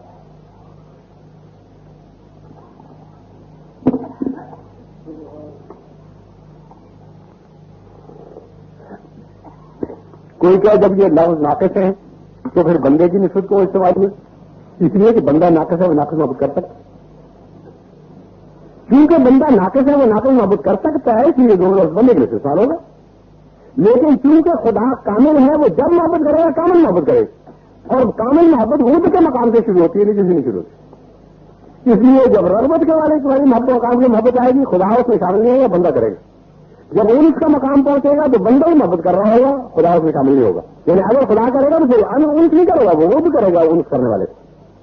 اگر کسی میں رغبت ہے تو خدا اس کا جواب دے گا تو رغبت کی صورت میں نہیں ہوگا، انس کی صورت میں نہیں ہوگا، ود کی صورت میں دے گا. جیسے کوئی شخص 1 روپیہ کسی کو دے تو وہ 10 دے آگے، 2 یا 3 یا 4 نہ دے. تو اللہ تعالیٰ کے لیے جب بھی کوئی جواب دے گا انسان کی محبت کا تو اس کی محبت ود کے مقام سے شروع ہوگی، اسے نیچے سے نہیں آئے گی. انسان محبت کرے گا تو رغبت کے مقام سے شروع کرے گا اور پھر رغبت کے بعد اس کے بعد اس کے بعد آگے پھر کر کے بتایا جائے گا.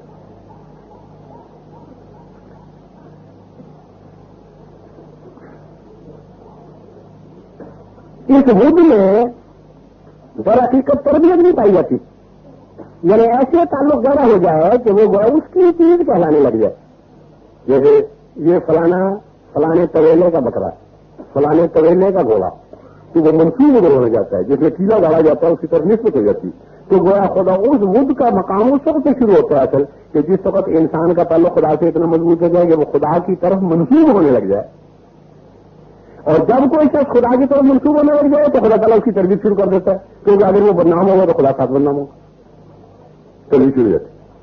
یہی وجہ ہے کہ رسول اللہ صلی اللہ علیہ وسلم حدیث میں فرماتے ہیں کہ تزوجوا ولودا ودودا فإني مفاخر بكم الأمم ومقاتل بهم.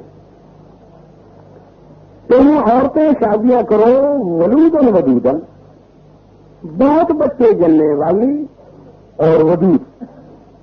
کیوں؟ اب ان دونوں کے مقابلے میں کیا فرماتے ہیں؟ اس لیے بہت بچے والی جب تو کیونکہ میں قیامت کے دن دوسری قوموں پر یہ فخر کروں گا کہ میری امت زیادہ ہے. تو زیادہ تبھی ہوگی نا جب عورتیں بچے گئے نہیں. اور اس لیے تم ودود عورتوں سے شادیاں کرو کیونکہ میں قیامت کے دن یہ فخر کروں گا کہ میری امت تم سے اچھی ہے. تو معلوم ہے کہ ودود کے میں تربیت پائی جاتی. اگر تربیت اچھی نہیں ہوتی تو ودود ماں کی وجہ سے اچھے ہونے کا فرق ہونا. ودود ماں کی وجہ سے رسول اللہ کا فرمانا ہے کہ تم ودود ماں سے شادیاں کرو تاکہ قیامت کے دن میں یہ فخر کروں کہ میری امت تم سے اچھی ہے. اس کے معنی یہ ہے کہ ودود کے اندر تربیت شامل ہے. تو ایسی عورتوں سے شادیاں کرو جو کہ اولاد کی اعلیٰ درجے کی تربیت کرنے والی ہوں تاکہ قیامت کے دن میں دوسرے نبیوں کو کہوں میری قوم اچھی ہے کیونکہ ان کی ماں نے ان کی تربیت اچھی کی ہو، اس لیے میری قوم بڑھ جائے. جب حب جو ہے اصل میں حبابہ یحببو کا یہ لفظ، مگر عربی میں جب 2 حرف کٹھے آتے ہیں تو ان کو مدغم آپس میں کر دیتے ہیں. اس لیے حبابہ یحببو جو ہے وہ حبہ یحبو ہو. اور احبا بھی اس کے لیے استعمال ہوتا ہے، یعنی افعال کا صیغہ بھی ان معنوں میں استعمال ہوتا ہے، اور ان دونوں کے معنی ہوتے ہیں محبت کرنے، یعنی حبا کہیں تب بھی اس کے معنی محبت کرنے، اور احبا کہیں تو تب بھی اس کے معنی محبت کرنے۔ اصل زیادہ تر لفظ جو ہونا چاہیے تھا استعمال تو حبا ہونا چاہیے تھا، لیکن محاورے میں احبا استعمال کرتے ہیں۔ حبا شاذ و نادر کی ان کتابوں میں شاعروں کی لفظ آ جائے، عام عرب نہیں استعمال کرے گا، حبا وہ احبا ہو جائے گا۔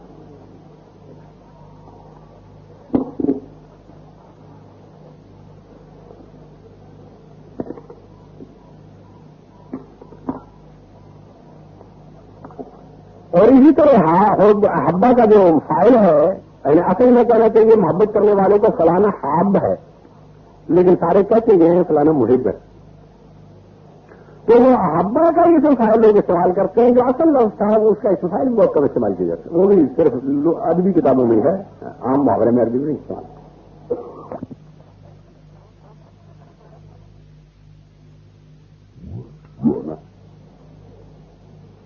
یا اسے اپنے اندر لے لینا،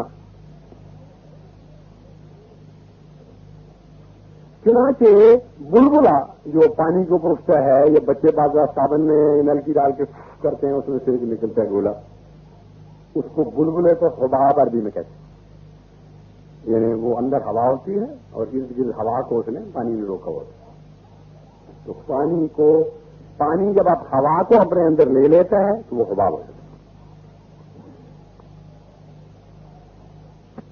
جب اگانے والے مادے کو کوئی چھلکا اپنے اندر لے لیتا ہے تو اس کو حب کہتے ہیں، دانا، وہ دانے کے اندر وہ اگانے والا مادہ حیات اس نے اپنے اندر رکھ لیا۔ اور حب عربی زبان میں اس گھڑے کو بھی کہتے ہیں جس میں چیزیں لوگ بھرتے ہیں۔ مٹکے پرانے زمانے میں، اب تو ٹرنک وغیرہ تو اب نکلے، پرانے زمانے میں عورتوں نے گھڑے رکھے ہوئے ہوتے تھے، کسی گھڑے میں شکر ڈالی ہوئی ہے، کسی میں دانے ڈالی ہوئے ہیں، کسی میں کوئی اور چیز ڈالی ہوئی ہے، اپنی ضرورت سے یہ سب چیزیں۔ بلکہ میں نے تو زمینداروں کے گھروں میں دیکھا ہے، شہروں وغیرہ میں، اور وہ ٹرنک بھی ان کا وہی ہوتا ہے، اپنے کپڑے بھی گھروں میں رکھتے ہیں، کسی گھڑے میں کپڑے رکھے ہوتے ہیں۔ تو اس کے لیے بھی حب کا لفظ ہوتا ہے۔ وہ برتن مٹی کے جن میں عورتیں گھروں میں سامان بھرتی ہیں، ان کو بھی حب کہتے ہیں۔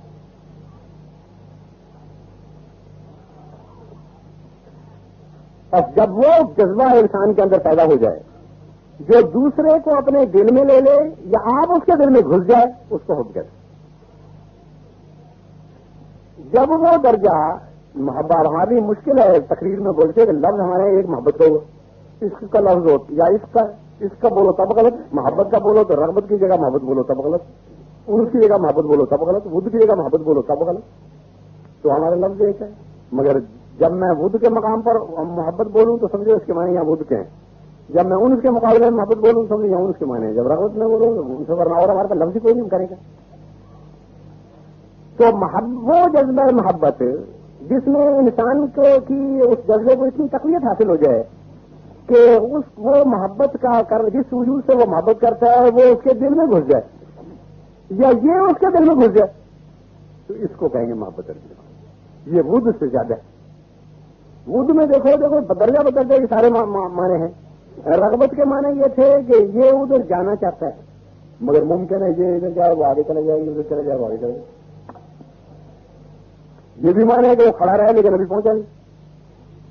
اور ان کے معنی یہ ہے کہ اس نے ادھر توجہ کی اور اس کے اوپر بھی اثر ہوا، وہ بولا تو یہ چلا، اس کے اندر توجہ ہوئی، یوں تھا تو اس نے بھی یوں کیا۔ اب یہ پہنچے تو نہیں، پاس تو نہیں گئے، لیکن ایک دوسرے کی طرف منہ دیکھ کھڑے ہو گئے، جیسے ہم سورج کو دیکھ رہے ہیں یا قطب کو دیکھ رہے ہیں یا سامنے مکانات کو دیکھ رہے ہیں، آمنے سامنے ہم ہو گئے۔ یہ درجہ اس سے زائد ہو گیا جو غائب تھا وجود، گویا اس میں کچھ غائب جو تھا وہ حاضر کی طرف متوجہ ہو۔ ود آیا تو ود کے معنی یہ ہے کہ یہ اس کے اندر تو نہیں گھسا مگر ایک اور ایسا واسطہ پیدا ہو گیا کہ جس نے دونوں کو باندھ دیا، جیسے کیلا۔ گھوڑا زمین کے اندر نہیں گھسا، زمین گھوڑے کے اندر نہیں گھسی، مگر کیلے نے دونوں کو وابستہ کر دیا، اب اسے نہیں ہو سکتا۔ تو یہ ان دونوں سے بڑھ گیا مادہ کہ درمیان میں کیلا ہے اور دونوں کو باندھ دیا۔ حکم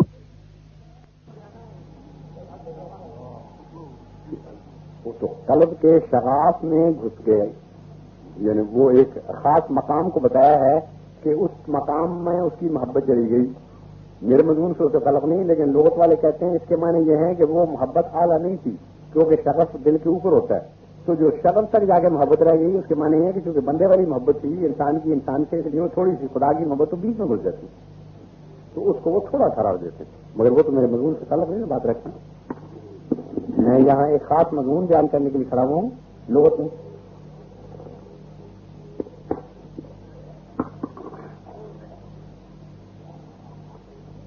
تو اور دوسرے محبت اس تعلق کو کہتے ہیں جو نتیجہ خیز ہو، کیونکہ یہ اور چیزوں کو بھی کہتے ہیں، لیکن اس کا بڑے معنی اس کے بیج کے ہیں جو آگے پودا پیدا کرتے ہیں. تو گویا وہ تعلق ہو کہ جو نتیجہ خیز ہو، جس کے بعد بڑے درخت پیدا ہو جائیں اس محبت کی وجہ سے، اس تعلق کی وجہ سے، اس کو گویا ہو گیا. دانے کی طرح ہو، جس طرح دانے سے درخت پیدا ہو جاتے ہیں، اس سے ایسا مضبوط تعلق کہ اس کے ذریعے سے پھر اور بہت ہی نکلے. گویا یوں کہو کہ بندے اور خدا کا تعلق ایسا ہو جاتا ہے جیسے ایک عورت اور خاوند کا. جیسے وہ عورت خاوند کے گھر میں جاتی ہے تو بچے پیدا ہونے سے رہتے ہیں، اس لیے جب انسان کو محبت کے مقام پر خدا کے ساتھ چلا جاتا ہے تو پھر روحانی نسل شروع ہو جاتی ہے آگے نکلنے. پھر لوگ ایمان لانے شروع کرتے ہیں، اس طریقے سے ہدایت پانی شروع کرتے ہیں، ان کے ذریعے سے خدا کا قرب اور خدا کے ساتھ تعلق پیدا کرنا شروع کرتے ہیں. یہ لفظ بھی اور مومنوں کی نسبت بھی آتا ہے. جیسے پہلے میں دونوں آ گئے، بدھ بھی دونوں کی نسبت آتا ہے. یج اللہ الرحمان و بدھا میں یہ معنی بھی نکلتے تھے کہ بندے کے دل میں خدا کی بدھ، بندے کی بدھ ہوگی. یہ لفظ بھی دونوں طرح آتا ہے، کیونکہ مثلا اللہ تعالیٰ فرماتا ہے یا ایھا الذین آمنوا من یرتد منکم عن دینہ فسوف یأتی اللہ بقوم یحبهم ویحبونہ. سورہ مائدہ رکوع 8. اے مومنو، من یرتد منکم عن دینہ، تم میں سے جو کوئی شخص اپنے دین سے پھر جائے گا، فسوف یأتی اللہ بقوم، تو اس کے بعد خدا تعالیٰ ضرور ایک قوم اور دوسری لے آئے گا کہ یحبهم، وہ اللہ ان سے محبت کرے گا، ویحبونہ، اور وہ خدا سے محبت کریں گے. تو معلوم ہے یہ حب دونوں طرف ہو سکتی. یہ بھی کہنا درست اور جائز ہے کہ فلانا شخص خدا سے محبت کرتا ہے، اور یہ بھی کہنا جائز ہے کہ فلاں شخص سے خدا محبت کرتا ہے. دونوں جائز. دونوں کے لیے قرآن نے فرمایا کہ وہ خدا سے محبت کریں، خدا ان سے محبت کرے گا اور وہ خدا سے محبت کرے گا. تو یہ لفظ دونوں طرف بولا جاتا ہے. اسی طرح فرماتا ہے وَمِنَ النَّاسِ مَن يَتَّخِذُ مِن دُونِ اللَّهِ أَندَادًا يُحِبُّونَهُم كَحُبِّ اللَّهِ وَالَّذِينَ آمَنُوا أَشَدُّ حُبًّا لِلَّهِ. بہت غلط ہو گیا. بقرہ رکوع 20. اس لیے اللہ تعالیٰ فرماتا ہے کہ لوگوں میں سے کچھ لوگ ایسے بھی ہیں کہ من يَتَّخِذُ مِن دُونِ اللَّهِ أَندَادًا، وہ خدا کے سوا اس کے برابر اور وجود مانتے ہیں. درمیانی کی کوشش ہے.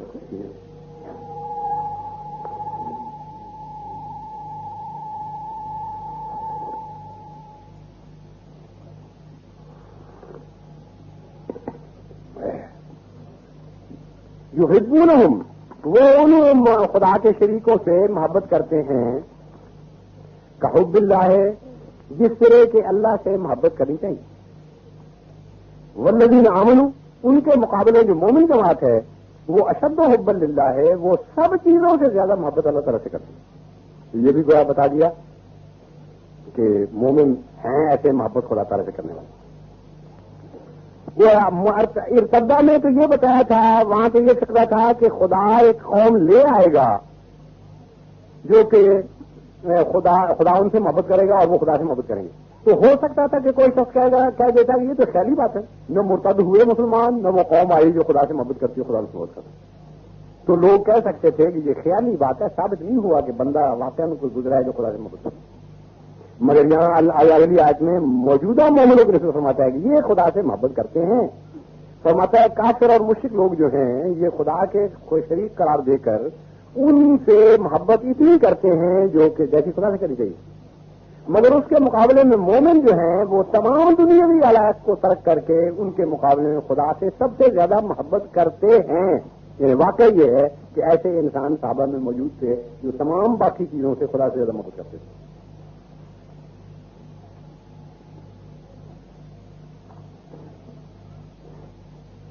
پھر فرماتا ہے قل ان كان آباؤكم وأبناؤكم وإخوانكم وأزواجكم وعشيرتكم وأموال اقترفتموها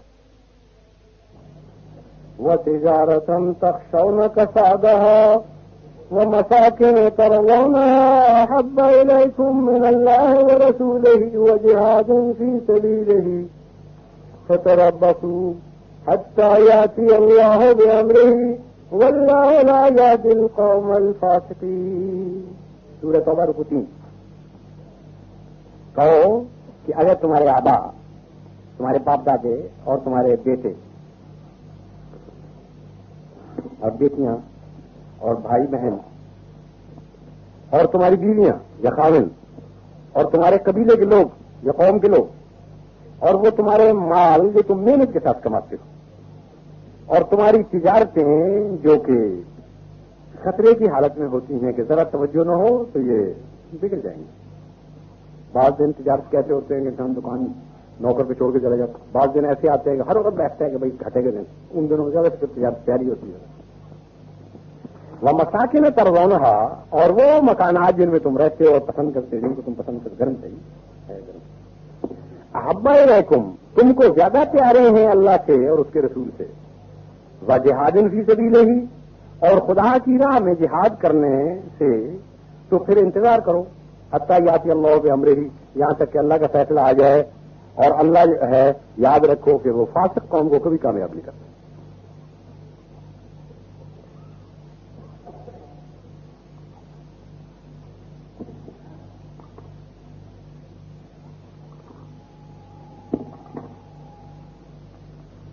تو اس میں بتایا گیا ہے کہ صحابہ کی جو جماعت رسول اللہ صلی اللہ علیہ وسلم کے وقت میں موجود تھی وہ لوگ عملاً خدا سے محبت کرنے والے تھے اور ایسی کامل محبت کرنے والے تھے کہ خدا کے سوا اور کوئی چیز ان کے ساتھ خیر کی نہیں. اسی طرح حدیثوں میں آپ آتا ہے، فرماتے ہیں کہ لا یؤمن احدکم حتی یکون اللہ ورسولہ احب الیہ مما سواہما. کوئی شخص تم میں سے ایسا نہیں ہو سکتا، ایمان نہیں لا سکتا، ایمان والا نہیں قرار دیا جا سکتا یہاں تک کہ اللہ اور رسول اس کے جو ہیں وہ اس کو باقی ان دو کے سوا باقی جتنی چیزیں ہیں ان سے زیادہ پیارے نہ. ایک شخص رسول اللہ صلی اللہ علیہ وسلم کے پاس آیا اور نے کہا یا رسول اللہ میں آپ سے محبت کرتا ہوں. فرمایا کتنی؟ یا رسول اللہ میں تو اپنے بیوی بچوں جتنی محبت کرتا ہوں. فرمایا نہیں، مومن کو نہیں، اس محبت سے مومن نہیں ہوتا. کہہ رہا یا رسول اللہ پھر میں اپنی جان جتنی محبت کرتا ہوں. فرمایا مومن نہیں بن سکتے. کہہ رہا اچھا پھر یا رسول اللہ میں اپنی جان اور سب چیزوں سے زیادہ محبت کرتا ہوں. فرمایا آپ مومن ہو. تو محبت الہی فرماتا ہے کہ صحابہ میں اتنی تھی کہ ساری چیزوں سے زیادہ خدا پیارا تھا. یہ چیز ایک ایسی ہوتی ہے جو واقعہ میں یعنی ایمان کفر کو جانے دو، یعنی دل مانتا ہے اس کا، پھر وہ لفظ اس کا بولا جاتا ہے آگے پڑی ہوئی ہے. در حقیقت وہ جو اس کا ہے وہ خود بھی اپنی جاننے کا مطلب ہے. انسان بقطع نظر اس کے کس کی طرف منسوب ہوتا ہے اس کو پسند کرتا ہے.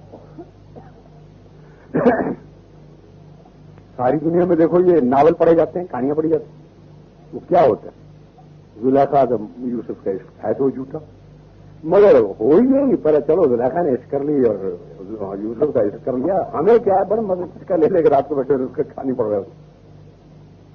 لیلا مجنون.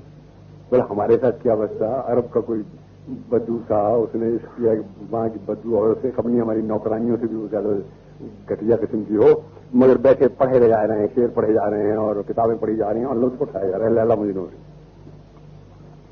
کسی نے فلسفیانہ طور پر اس کی حقیقت کھینچی ہے اور وہ کہتے کیا ہے زلیخا اور یوسف کا قصہ. یہی قصہ ہے نا، ایک اور مرد تھا، ایک عورت تھی، عورت مرد کے پیچھے لٹو ہو گئی اور پھر وہ تھوڑے دن رو کے لاگے آپس میں مل گیا اور کیا. لیکن یہ تو ہے تو ٹھیک، لیکن واقعہ یہی ہے کہ یہ جو رومانٹک کتابیں ہوتی ہیں یورپ میں بھی دیکھو، امریکہ اور انگلستان کتنے ترقی کر گئے ہیں. بڑے بڑے نیلسن کے واقعات پڑھو، نیپولین کے پڑھو، پیٹر کے پڑھو، انگلستان کے بڑے بڑے بادشاہوں کے پڑھو، جرنیلوں کے پڑھو، تو آگے لکھا ہوگا فلانا رومانٹک بکس کو بڑا لائک کرتا تھا اس کے چرچل کا بھی آیا کرتا ہے کہ یہ ہم نے ڈیٹیکٹو بکس یہ کیا وہ بہت لائک کرتا ہے، جہاز میں بیٹھے ہوئے لڑائی کی تصویریں ہو رہی ہیں، دہشت ہو رہی ہیں، ساتھ ایک ناول پکڑا ہوا. تو ایک معلوم ہوتا ہے نا کہ اپنی ذات میں وہ خود ایک ایسی حسین چیز ہے عشق کہ چاہے وہ کالے کتے بھی ہو تب بھی وہ پیارا لگتا ہے کہ اس کی بات سنیں ہم. جب وہ خدا سے ہو تو کتنی عجیب چیز ہے.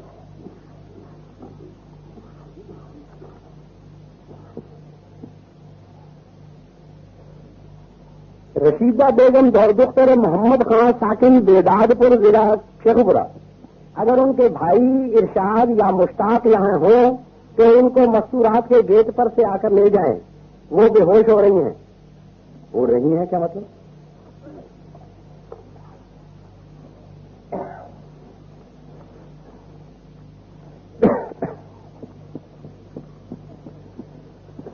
اسی طرح رسول اللہ صلی اللہ علیہ وسلم فرماتے ہیں کہ اذا احب اللہ عبدا لم یضرہ ذنب وطائب من الذنب کما لا ذنب لہ.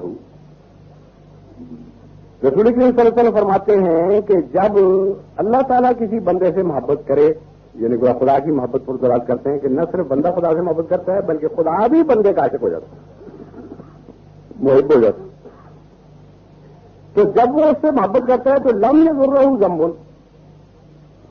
اس کو کوئی گناہ کوئی ضرر نہیں پہنچاتا. اب اس کے کئی معنی ہو سکتے تھے، مگر کوئی گناہ ضرر نہیں پہنچاتا کہ یہ بھی معنی ہو سکتے تھے کہ کوئی گناہ سرزدی نہیں ہوتا. ایسے بھی خدا تعالیٰ کے بندے ہوتے ہیں. لیکن یہاں ذنب کا لفظ ہے اور ذنب کا لفظ تو انبیاء کے نسبت بھی استعمال ہوتا ہے، اس لیے ذنب کوئی مذہبی کمزوری کو نہیں کہتے بلکہ جسمانی کمزوری کو بھی ذنب کہہ دیتے. تو جب یہ فرمایا کہ اب لم یضرہ ذنب تو اس کے معنی معلوم ہوئے کہ وہ گناہ مراد نہیں. تو پھر کیا مراد ہے اس کی؟ یہ مراد نہیں کہ اس سے بچا ہوا ہوتا ہے، بلکہ مراد پھر اس کی یہ لیے جائے گی کہ واقعہ میں ذنب جو ہے اگر اس سے صادر ہو جائے تو اس کو نقصان نہیں کرتا. اب پھر اس کے دو معنی ہو سکتے ہیں، ایک یہ کہ کھلی چھٹی ہے، سب چوری کرو ڈاکے مار جو بلیے کر، مگر دوسرے معنی اور بھی ہو سکتے ہیں کہ ایسے بندے کو خدا جھٹ سے توبہ کی طرف توفیق دے دیتے. اگر اس سے کبھی غلطی ہوتی ہے ایک دم خدا اس کی توجہ تو پھرا دیتا ہے ایک نیکی کی طرف اور توبہ کرنے لگ جاتا ہے. اور یہی معنی ہے کیونکہ آگے رسول اللہ صلی اللہ علیہ وسلم نے خود اس کے معنی کر دیے. فرماتے ہیں وطائب من الذنب کما لا ذنب لہ، اس لیے اس کو نقصان نہیں کرتا کہ وہ ضرور توبہ کر لیتا ہے اور جو توبہ کر لے اس کا گناہ اس کو نقصان نہیں کرتا.